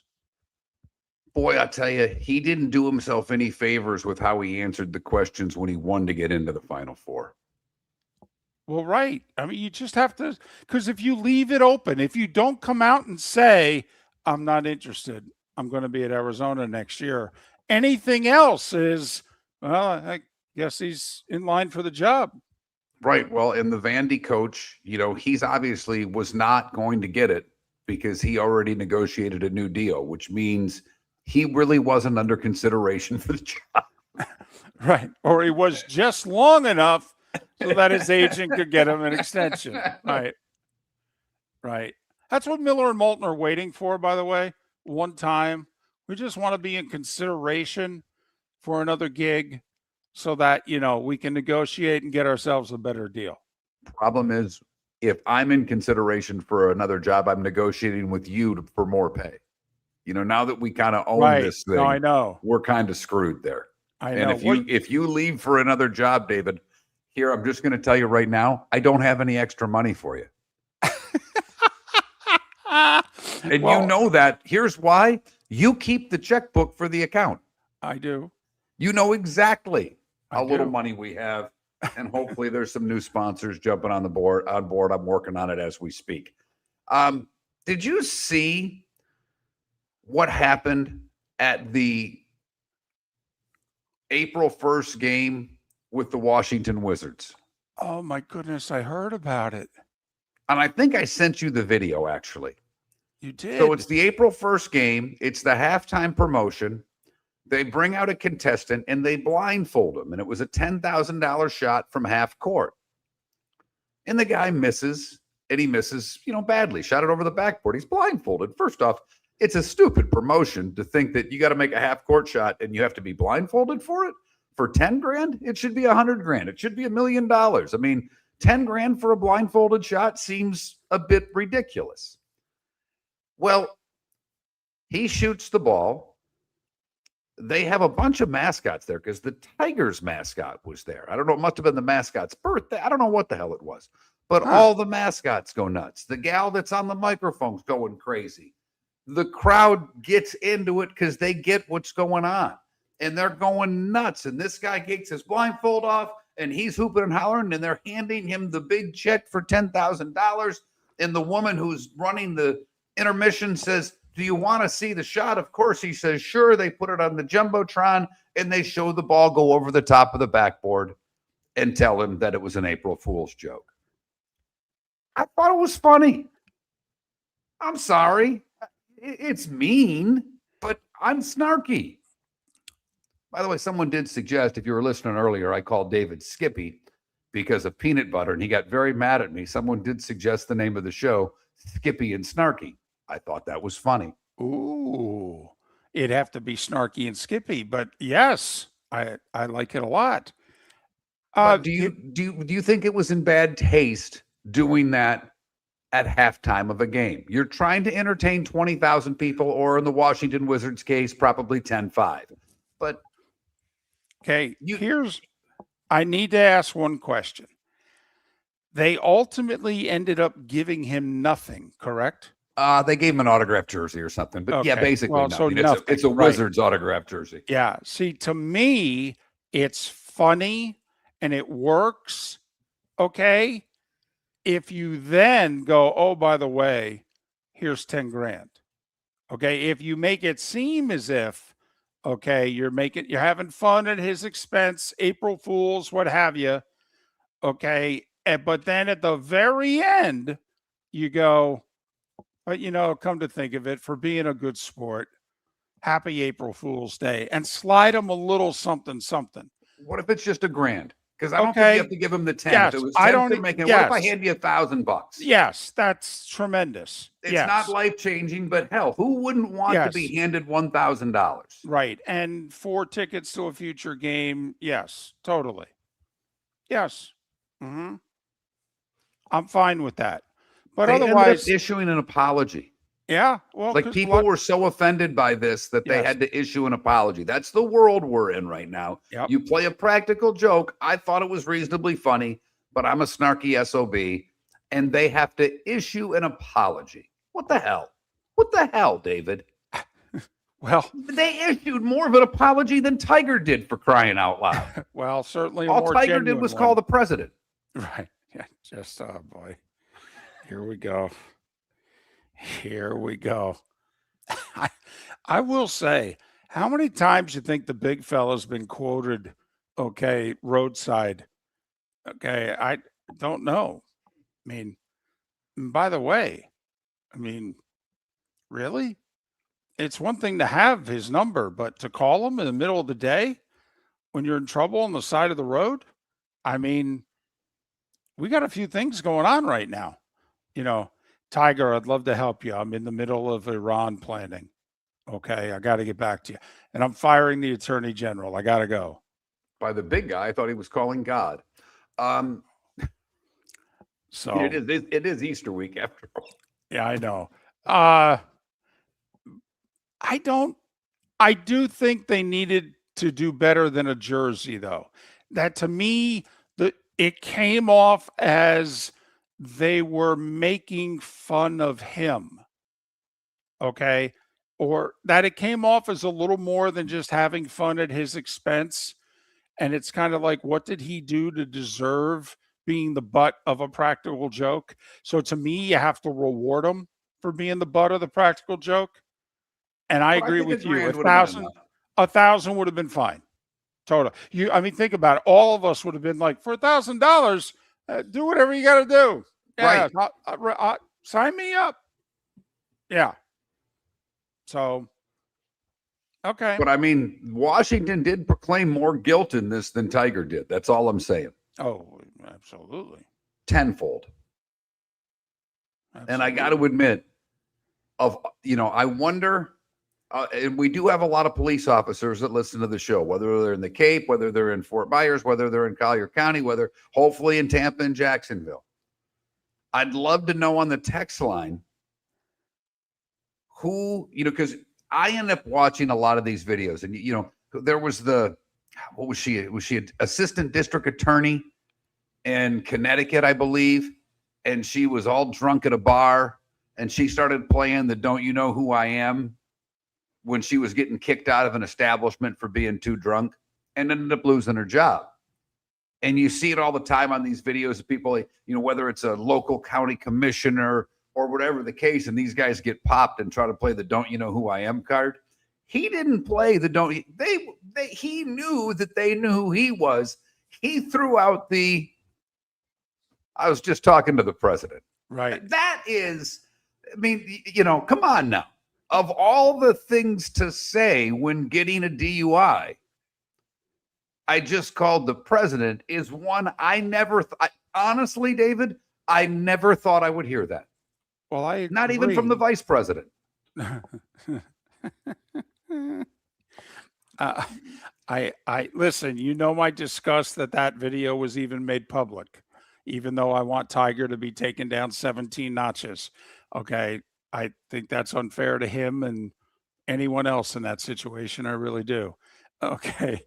But also it's awkward. If you had handed the officer the phone, okay, at which point the person on the other end says, yeah, who am I talking to? This is the president. That's one thing. But to just mention, Okay. Yeah, I was just talking to the president. Yeah, well, that's great. You license and registration. I mean, can you call the president on speakerphone? I don't think that you can. You're probably encouraged not to. I mean, because the one thing that I've dealt with more recently, and it's happened when I've been here, but it's bad enough that people get on their phone in public these days, because everybody does what when they're on the phone? They talk louder than they do in a normal conversation. Yes. So it's always bothered me when people are in a restaurant on the phone. And I've seen it in the waiting rooms when I've been at Moffat, and I'm like, you really can't walk out in the hallway? You can't do that? But the ones that do it on speaker are 100 times more annoying than the person that's just on the phone. And a lot of people on cell phones now talk on speaker. I do it when I'm in my house by myself. It's just more convenient. But I don't do it in public. Have you ever gone up to anybody who is either A, talking very loudly in public, or B, on a speakerphone in public? I did it at my country club. There was a guy at the bar on the phone, and I started talking so loudly next to him that no one at the bar knew what I was doing. And then I verbally undressed him when he got off the phone. And had no problem. Like, I thought it was the first time I was going to get a letter from that place. Because I berated him in front of the whole place and told him what a jerk I thought he was for doing that. Needless to say, I've done it a few times because, well, I'm not shy at all. Not shy. And when they look at me and go, what? I go, none of us can enjoy our meal because of you. So if you're going to keep talking, I'm going to keep talking. I said, can't you just get up and go in the lobby and come back? Or call them back. You're eating. I can't believe you do it, okay, with the people sitting around you at the table. Surprised they don't go, dude, get off the phone. We're eating. Well, from this point forward, if that's you and you're doing it and someone like David or I approaches you, what you need to do is simply look at the person who comes up to you and tries to belittle you for being on the phone and just simply say, I'm on the phone with the president. Well, tell them I say hi. But tell them you'll call them back. Good, bad, and ugly. Today was the day when What's on Tap, 25 minutes ahead. Your roof is your home's first line of defense. At Pelican Roofing of Florida, Ronnie John and their team bring years of experience to protect what matters most, your family and your business. From residential repairs to large-scale commercial roofing, we deliver honest work, fair pricing, and quality you can trust. An upgrade on your roof can lower your insurance costs. Don't wait for a leak to turn into a disaster. Call the experts at Pelican Roofing today. 1-866-9-PELICAN. That's 1-866-9-PELICAN. Online at pelicanroofingcompany.com. CCC 1332512. Floormeisters just doesn't sell Cortec and carpet. They also sell a lot of wood. And what better time than now to stop in and see the nice folks at Floormeisters for some new hardwood for your home. With white oak wood starting at $4.99 a square foot, that makes it affordable for everyone. With 10 colors to choose from, they have a color for everyone. So stop in. 6281 Naples Boulevard, right next to Costco, or go to the web. It's floormeisters.com.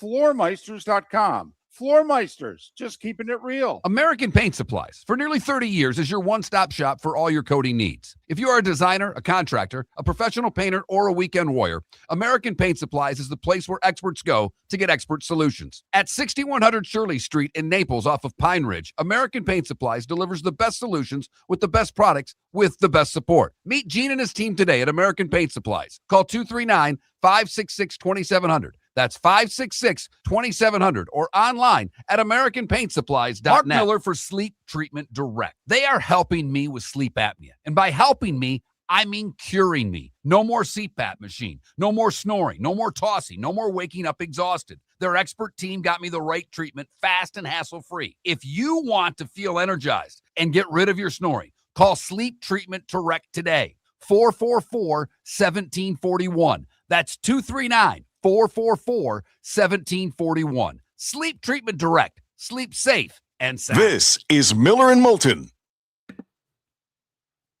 You know, whoa.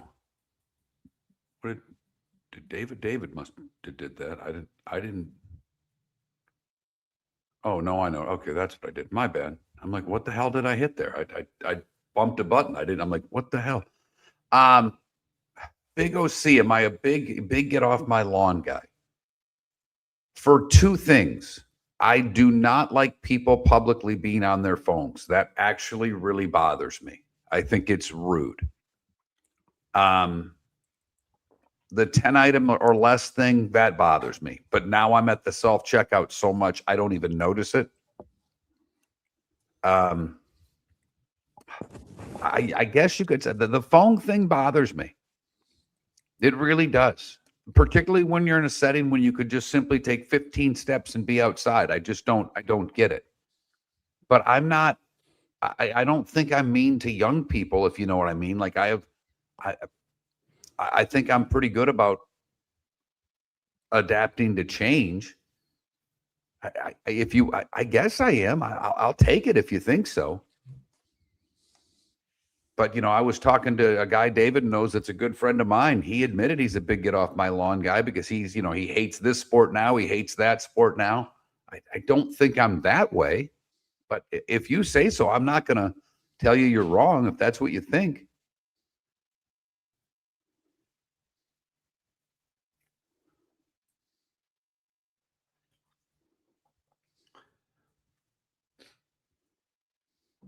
And I just started putting peanut butter on bagels. I mean, I'm willing to roll with the changes here. Right. The dipped melty peanut butter on the banana, though, is just so good. Ooh, what about I FaceTime every day, twice a day, probably. Now I am here in my daughter's home. What's wrong with FaceTiming?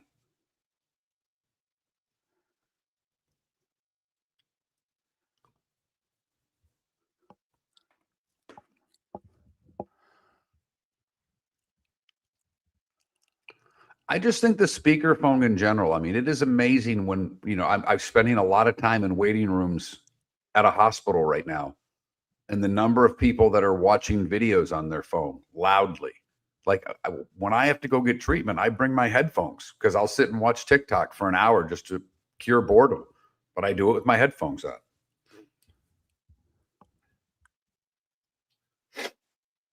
Yeah, FaceTime and speaker is the same thing. I can't tell if they're on FaceTime, so it doesn't really matter to me. But I guess if you say so. And happy Good Friday to you, Mark. Although, as I started the show with, how did they pick today to be Good Friday? All Fridays are good. If you really look at it, how is this one good in that regard? Sunday, fantastic. Friday, not so good. Thank God, my wife, she's 10 feet away from me and she's not paying any attention. Like she's literally not even listening to me right now. No, well, it's like me. She paid attention to the candy, okay, but not to this. Thank goodness for you. All right. Here she is right now taking care of me. She'd much rather be at church right now than taking care of me. That's no BS. Am I right, honey? Yep, she agreed. Yeah, well, he outranks you. What can I tell you? I don't know. Yeah, no, I wasn't joking. Hey, mine feels the same way. Okay.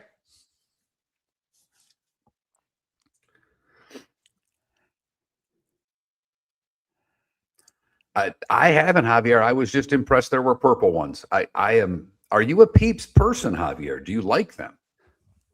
Phone ringing in church is one of my favorite things because they literally announce twice to turn your cell phones down, and I try to count the number of times ringers go off.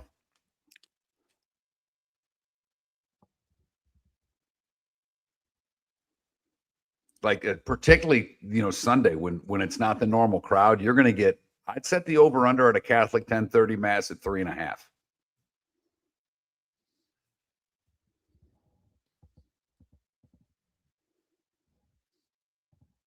Normal mass 1.5. Because older people don't turn the ringer off. They just don't.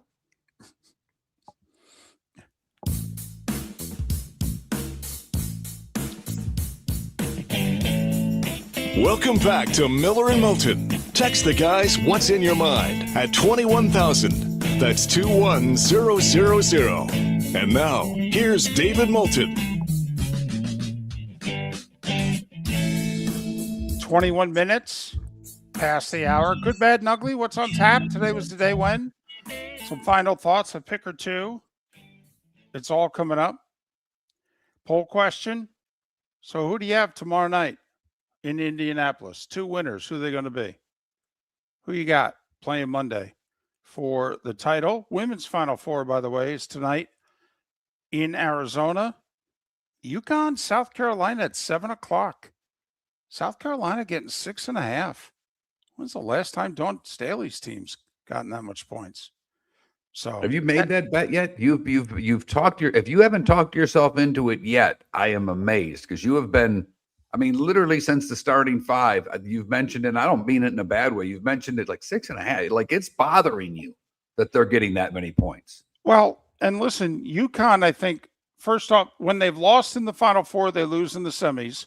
I think Gino's perfect in title games, I think. Because like when he lost to Caitlin Clark in Iowa, it was in the semis. When he got upset with that long winning streak against Mississippi State, it was in the semis. So this is the round that if you're going to get Connecticut, you don't get them on Sunday night, apparently. If you're going to get them, you get them now. But it's just one of those, listen, UConn may beat them by 20, but it just seems odd. You know, seriously, in a Final Four, when's the last time that Duke was a 6.5-point dog? Probably to UNLV in 91 when they beat them. I mean, there are certain programs in which you're like, oh, wow, I can never get 6.5 points in this program. I mean, who are they playing? Oklahoma City? No, UConn. Huh, I'll be damned. So that's all. Yeah, I would take the points. I would. And for what it's worth, Texas is favored. I'd take UCLA in the other one. We'll see. By the way, if there's really ever been a reason to jump on Twitch or YouTube, we're getting there because one thing that never happens with this show is my wife listening. But she's in the room about 10 feet away, and I have made at least 7 comments that could get me punched. And the next break, there's a good chance that pain will be inflicted upon me. That's all I'm saying. I think it's definitely coming. But the poll question is up. And I don't know if I've blanked out or if David's blanked out, but I see a lot of freezing going on right now. So I hope to goodness that we're going over the air. We are. It looks like David is frozen. All right. Thank you, Rick. You I can still see in here. Okay. I get nervous because I've been the one with the computer issues over the course of the last month while I've been up here at the Hope Lodge, relying on my phone for the internet. Now it's been proven because he just popped off. Yes, so we'll get David back. We're still sending levels. Everything's good here, but yeah, it's a David thing.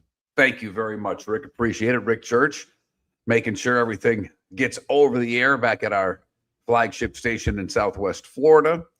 But yes, the poll question is about the championship game. It is interesting because I do think in these cavernous dome stadiums where they have the Final Fours now, is the three-pointer, particularly in the first game, going to be a big factor? And not by making it, but by missing it. And you wonder, Arizona's the team of the 3 teams. Arizona far and away shoots the least amount of threes.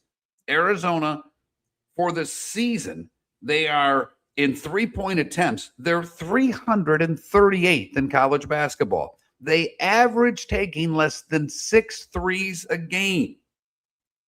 Now, their percentage is terrific. They're 35th. I mean, when they shoot them, they make them. They're at about a 37% clip. But Michigan, for instance, they're 72nd in 3 points attempted. They attempt 3 more threes, over 3 more threes a game than do the Wildcats. So I wonder how much of a factor, if at all, that's going to be. You know, the same thing can be said. Now, when you look at the other game with Illinois and UConn, the numbers are a little closer. But Illinois, they're 17th in the number of 3 balls they put up. UConn's 146, and they both make them at roughly the same rate. I just wonder, in when you get these type of dimensions, we've seen it before where it just becomes difficult for teams to make threes. If that's a deal in either game, Saturday night. You would think by the time we get to Monday, teams will have figured it out. I worry more in the first game. I worry more in the first half of the first game. Will it affect Illinois? Will it affect Michigan? Now, the one thing that Michigan has been great at this year, if you've paid any attention to the Wolverines at all, they have had a bunch of games where they've been, down by 2, up by 2, up by 4. They've been close games at the half. And then Michigan just simply blows the doors off of their opponent. So to me, what's the halftime score of Michigan-Arizona? Arizona, can they get up in a significant way in that game? And Michigan, who has been, to me, the best, I think they've been the best team in the country for the year, but they've certainly been the best second half team in the year. And, UConn, if they win a Sweet 16 game, they win the whole damn thing. So it's tough to count out UConn. I picked UConn and Michigan. The Big Ten guy in me is hoping for an all Big Ten final. And I think by now, if it's Michigan versus Illinois, I'd be rooting for the Illini. But I've said since February, I think Michigan's the best team in the country. It's who I picked to win the tournament, and I'm not deviating at that whatsoever. The other thing we've talked a little bit about, and since I kind of, David calls it the bonus hour, and since that company's not working with us right now, I'm calling it the pro hour. What markets are we in? We're in the 2 pro markets. We're in Jacksonville and Tampa. And Tampa obviously has more going on than just football. Their hockey team last night with an impressive win over Pittsburgh, and they moved into a tie with Buffalo for the top of the division. They host Boston tomorrow.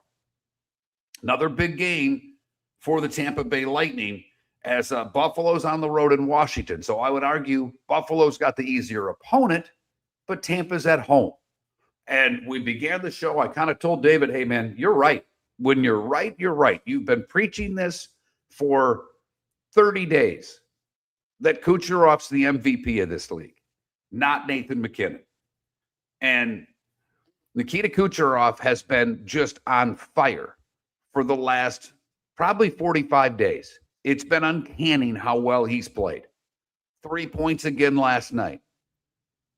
And at the biggest time of the year, he is performing as well, if not better, than anybody in the league. He's played less games. I did make mention of this earlier in the week. I don't think the hockey voter gets into the points per game thing. And he's played, I think, 6 less games than McKinnon. So I don't think that that's really a factor when someone's voting. I actually think hockey is the one sport that the Iron Man type thing, and McKinnon's not played in every game, but the fact that you play every night may mean more in hockey than it does in any other sport. The availability thing is a big deal. I just have known too many players throughout when I was broadcasting minor league hockey that when they played in every game, to them, it was a big deal, to their teammates. And I remember a guy got benched at the minor league level. He took a late penalty, and it cost his team the game, and the coach benched him the next night. He was so mad, not only about getting benched, but I remember him saying, I'm not going to be able to play in every game now. And it means something to hockey players, and I think it means something to those that vote. So the points per game differential between McKinnon and Kucherov, I think, is a non-factor in the MVP. It's really just a matter, are you going to reward McKinnon? He already has 50 goals. I do think the fact that he's Canadian makes a big deal of difference between these two. So I think Kucherov should get it. I just don't know if he will get it when it's all said and done. Miller and Moulton, the good, the bad, and the ugly. Today was the day when, what's on tap, all still coming up as we finish off the week. David, I've renamed this hour. To me, it's no longer the bonus hour. It's the pro hour. We're in the pro markets. Damn it. This is the hour for the pros, even though we're a couple of amateurs. Miller and Moulton. American Paint Supplies, for nearly 30 years, is your one-stop shop for all your coating needs. If you are a designer, a contractor, a professional painter, or a weekend warrior, American Paint Supplies is the place where experts go to get expert solutions. At 6100 Shirley Street in Naples off of Pine Ridge, American Paint Supplies delivers the best solutions with the best products with the best support. Meet Gene and his team today at American Paint Supplies. Call 239-566-2700. That's 566-2700 or online at AmericanPaintSupplies.net. Cape Coral Police Department is growing and they want you to be a part of it. They're hiring new officers. Starting pay is between $74,000 and $90,000 depending on your experience. And with a $10,000 hiring bonus, you could be making $100,000. Enjoy paid holidays, off-duty details, plenty of OT opportunities. They're also hiring dispatchers and professional staff. So go to CapeCops.com. CapeCops.com. Be brave, be best, be Cape. The Floormeisters just doesn't sell Cortec and carpet. They also sell a lot of wood. And what better time than now to stop in and see the nice folks at Floormeisters for some new hardwood for your home. With white oak wood starting at $4.99 a square foot, that makes it affordable for everyone. With 10 colors to choose from, they have a color for everyone. So stop in, 6281 Naples Boulevard, right next to Costco, or go to the web. It's floormeisters.com.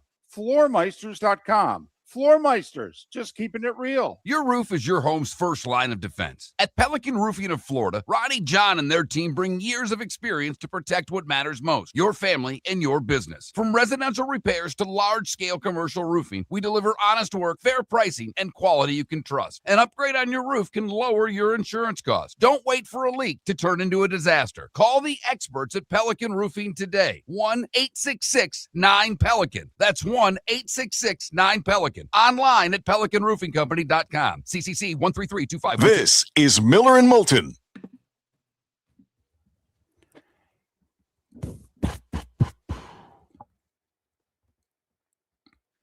Geez, Mark, I saw your wife walk by you twice. She didn't smack you once. No, she's I already. was kind of looking forward to that. I thought it was coming because the devout Catholic gave me a handful of dirty looks during that segment, or during that last break. But she did warn me. I have to put this lotion on my back because there's rashing that I can get from this. It's called graft-to-host disease, and I've got a little bit of rashing going on. She goes, "No, that's fine. When I put your lotion on, I'm not warming it up."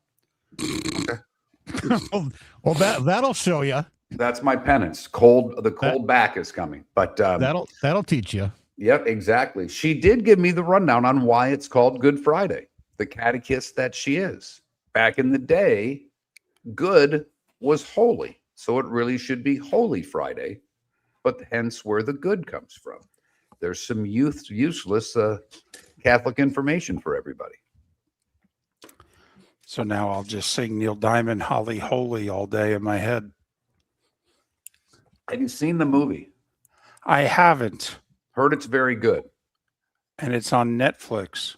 Yeah, maybe I'll watch that with my mom when she's here. She loves Neil Diamond. We can watch a Neil Diamond movie together. Or a Neil Diamond impersonator movie, actually.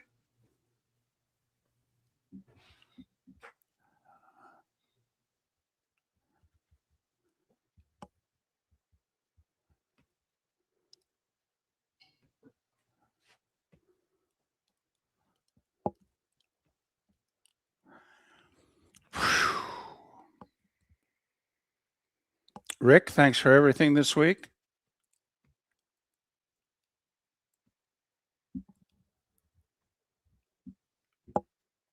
Rick?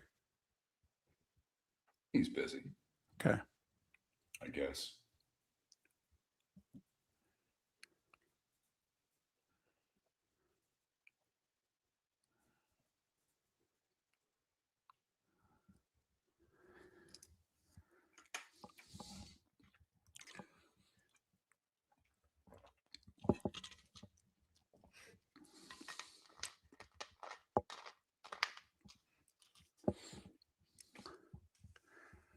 I have to laugh. Apparently, there's a new priest at the church that I'm not going right now, obviously, but they changed the traffic patterns, and he just kind of made one of those announcements and talked about Easter and that it's going to be busy, and said, if you want to avoid the crowds, the vigil is at 8 a.m. or whenever it is. He goes, but it will be a 2.5-hour mass.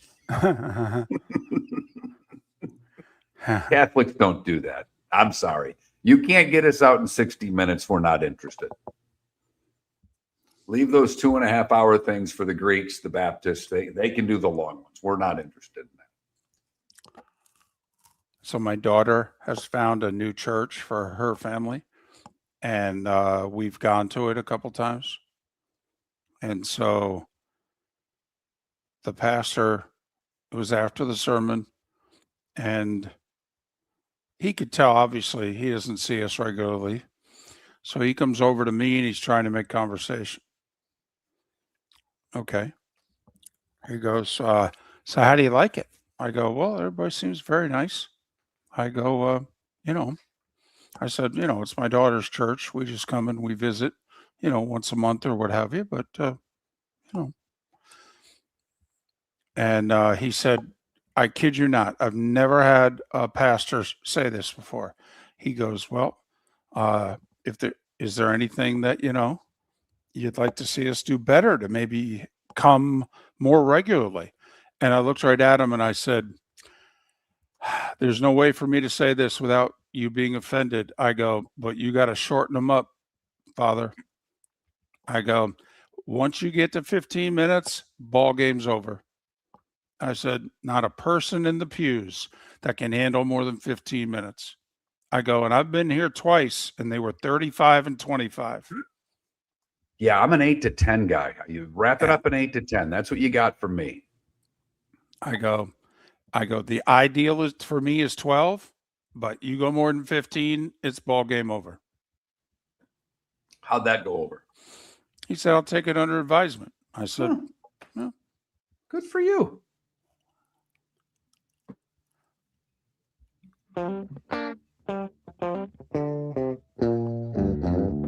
You're listening to Miller and Moulton.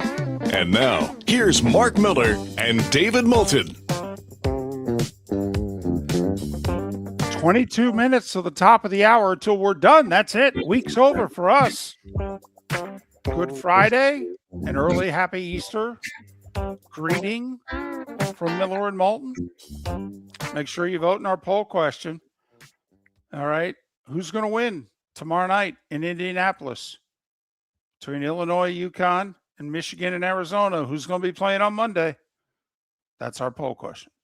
David, I don't know if you're getting together with the whole family on Sunday, but I do have to ask because of your many times telling the story about that great gift from the TV station that was enough for 64% of a ham. Will you be doing ham this year for Easter? No, you know what? We've had, Mark, you're obviously aware of everything going on in my life and my family's life, but my mother-in-law just passed away last weekend. And my wife said to our daughter, yeah, I know we normally do Easter. I ain't up for it this year. Okay. I need you to take one for the team. So the daughter's doing Easter. I don't even know if we're bringing anything. Do we know what's on the menu? Is she? No. No idea. No, all right. So we'll get a idea. report on how the daughter did on Monday. A lot of pressure. Well, I have to admit, I mean, we are a pretty receptive audience. My wife wants to bankroll their whole life. And you know me, you put a couple carbs on a plate and that's a good meal for me. Yeah, I will say, though, put some carbs on a plate, but you also have to take into consideration, not a lot of sports for you on Sunday. I mean, I guess you can, the women's game, but that's going to start later. You're going to have to converse with people. They're family. I can ignore them. Okay. Once again, I mean, it's one of the few rooms I'm in which, I mean, think about it. I outrank the son-in-law. Okay. And that's it. I mean, he's the low. I mean, you got his wife. Okay. You got his mother-in-law and then his two kids and then me and him. I mean, the two of us will be talking to each other because no one else in the room is going to be interested in us. No, you're right. And I wouldn't even go 5-6. I might just go 5A, 5B, because right. Depending on your wife's mood, at least this guy provided, at least in part, 2 grandchildren for her. So right. Oh no, you guys are like 5 and 5A. I'd look right at him and say, with your wife, I'm ahead of you. With my wife, you're ahead of me.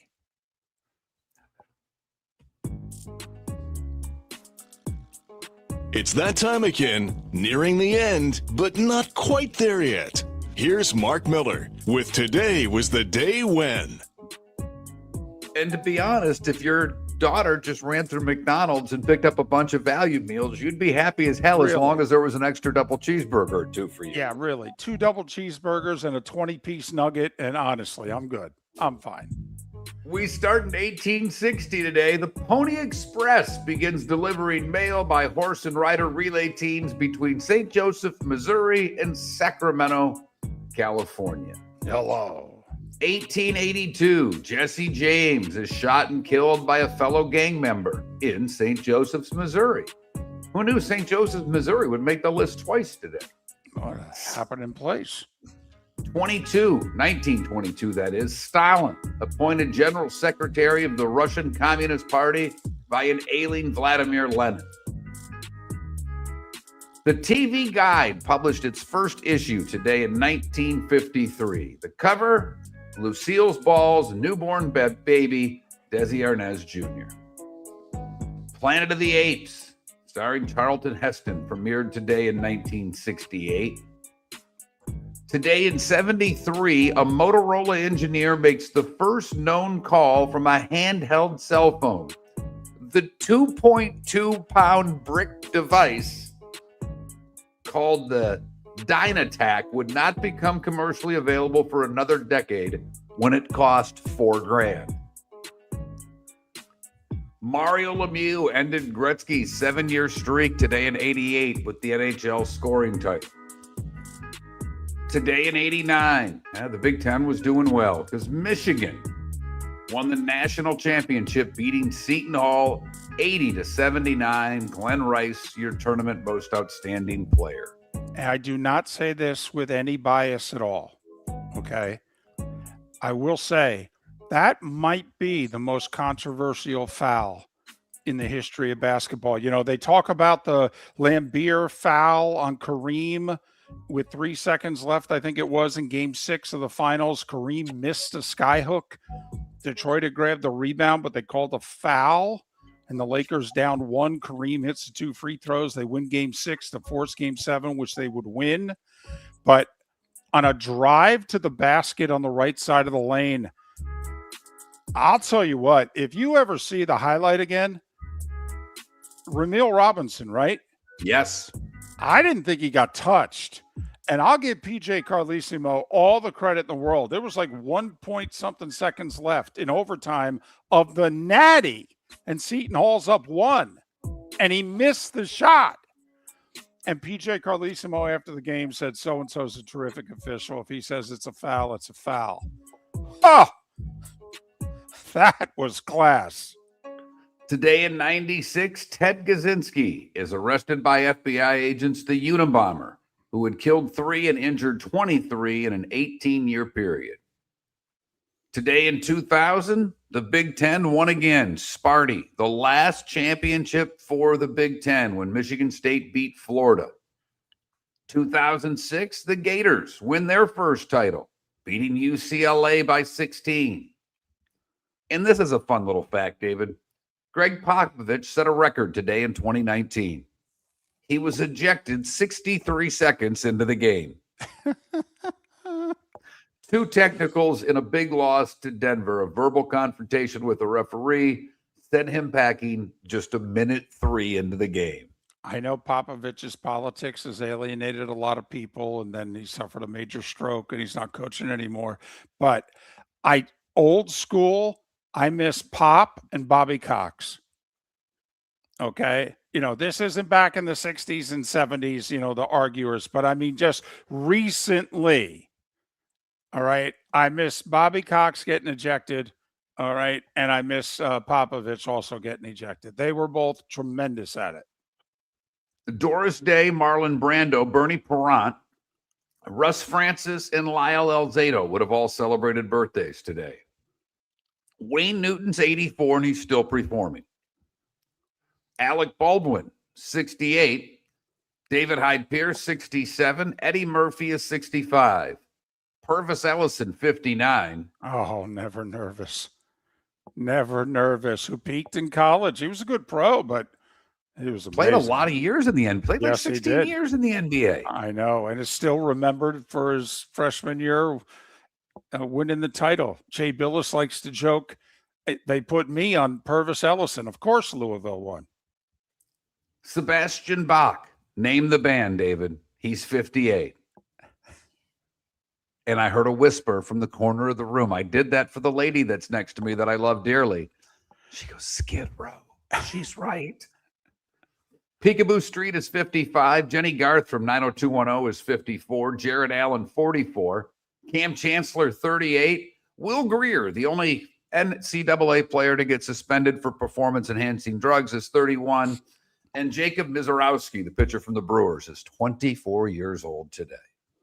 What did I miss, David? Mark, Will Greer is the only college football player to ever take steroids, ever, in the history of the sport. Come on. Just accept that fact. It is something that just blows Miller. To this day, Miller and Moulton don't get it. What a joke. Come on. Seriously? He had just thrown the 2 touchdown passes late to beat Tennessee. They're undefeated. Okay. I could argue Florida hasn't been as good since. Thank you.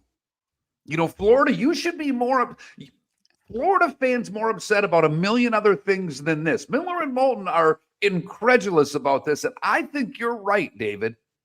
Think about where are Florida's highlights since then? And we were incredulous at the time. Yes. We literally turned around and said, wait a minute. I remember saying to you, Mark, has anyone else been suspended in the last few years for steroids? You're like, no. I don't think so. I go, yeah, me neither. I go, wait a minute. The quarterback of Florida is the only college football player. By the way, anybody been suspended since? Thank you. I mean, what the heck?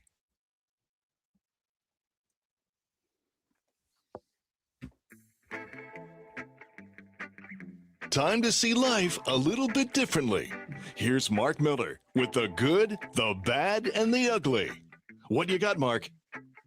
I got a dog in New Zealand is what I got. All right. Jessica Johnston fell 180 feet down a waterfall in New Zealand. She survived, but she lost her dog when it happened. A week later, they reunited Molly, shivering and alone in the wilderness, with her owner. Molly, a border collie, was hiking with her across the mountains in a remote part of New Zealand. When Johnston fell, the dog obviously not with her, but they were able to get the dog back with the owner. Happy ending to what could have been a tragic story. I got to switch these because we need time for the ugly. They're equal, but I'm going to give time for the ugly because it hits home with David. He doesn't even realize it yet. We go to California for the bad, where the Laguna Beach Police Department were called into action. It appeared that there was a drunk man sitting in the garage of a home. Police responded to the neighborhood where someone had been seen camping and drinking next to their home. Turned out it was a mannequin wearing sunglasses with a fake beard and a hoodie, with a blanket and a beer bottle. Nice April Fool's joke. And finally, the ugly, David, that will hit home to you. And I hope to goodness your mother is listening. I really do. We go to Cape Coral, where a mom and a daughter were arrested on Monday after the mother was accused of encouraging her daughter to fight another girl. Elena Deno, 33, brought her 12-year-old daughter to the home of a 13-year-old girl to fight the victim. Apparently, something happened in school and carried out online between the two girls, and mom wanted them to work it out for themselves.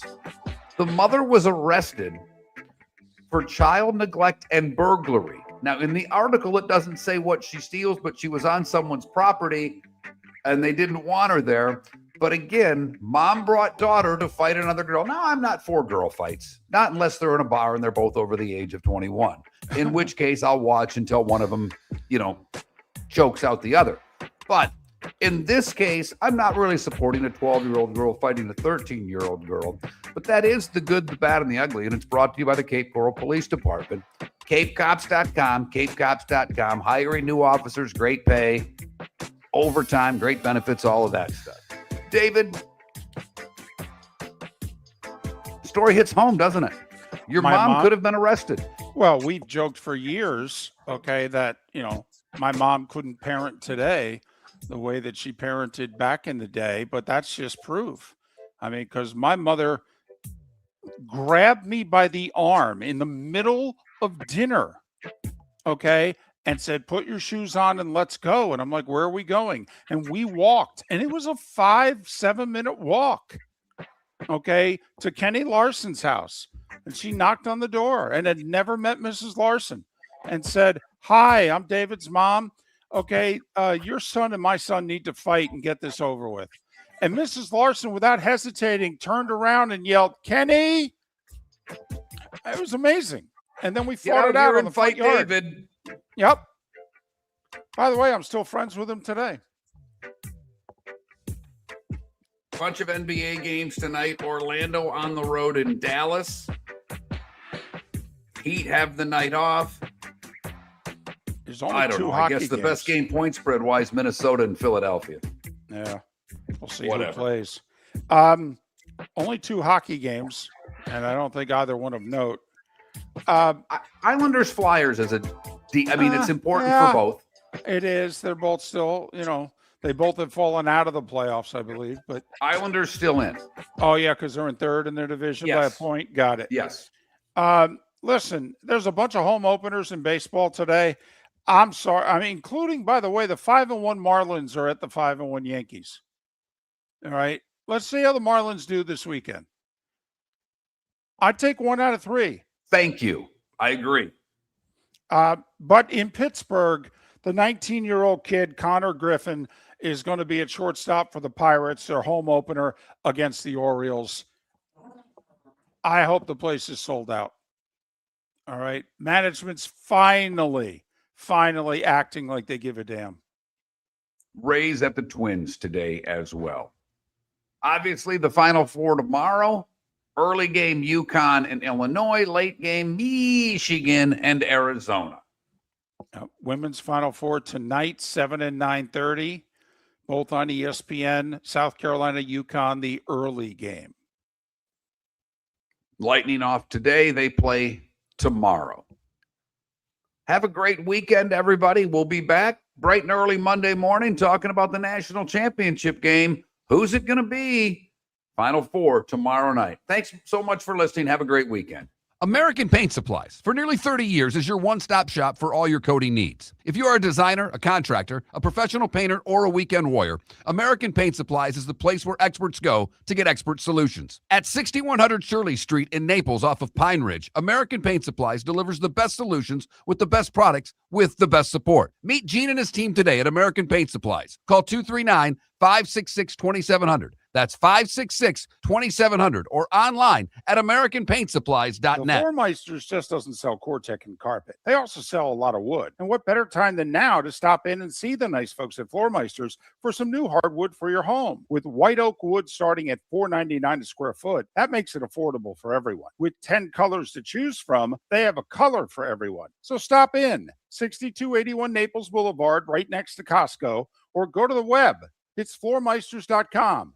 Floormeisters.com. Floormeisters, just keeping it real. Mark Miller for Sleep Treatment Direct. They are helping me with sleep apnea. And by helping me, I mean curing me. No more CPAP machine. No more snoring. No more tossing. No more waking up exhausted. Their expert team got me the right treatment, fast and hassle-free. If you want to feel energized and get rid of your snoring, call Sleep Treatment Direct today. 444-1741. That's 239-444-1741. Sleep Treatment Direct. Sleep safe and sound. The Cape Coral Police Department is growing, and they want you to be a part of it. They're hiring new officers. Starting pay is between $74,000 and $90,000, depending on your experience. And with a $10,000 hiring bonus, you could be making $100,000.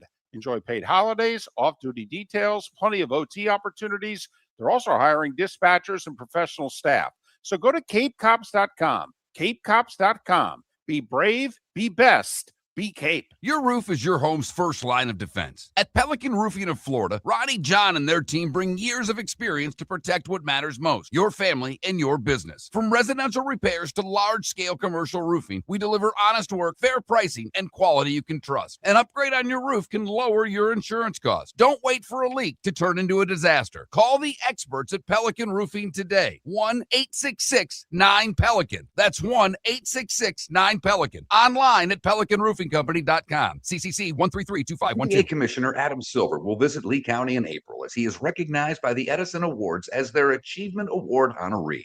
His recognition not only highlights his leadership within professional sports, but also his broader influence on business, technology, and social responsibility. The Edison Awards recognize thought leadership from around the globe, making Silver's visit a significant moment for Lee County. Visit EdisonAwards.com for event details and tickets. Lee County, building a better community through business, sports, and tourism. This is Miller and Moulton. Thanks, Rick.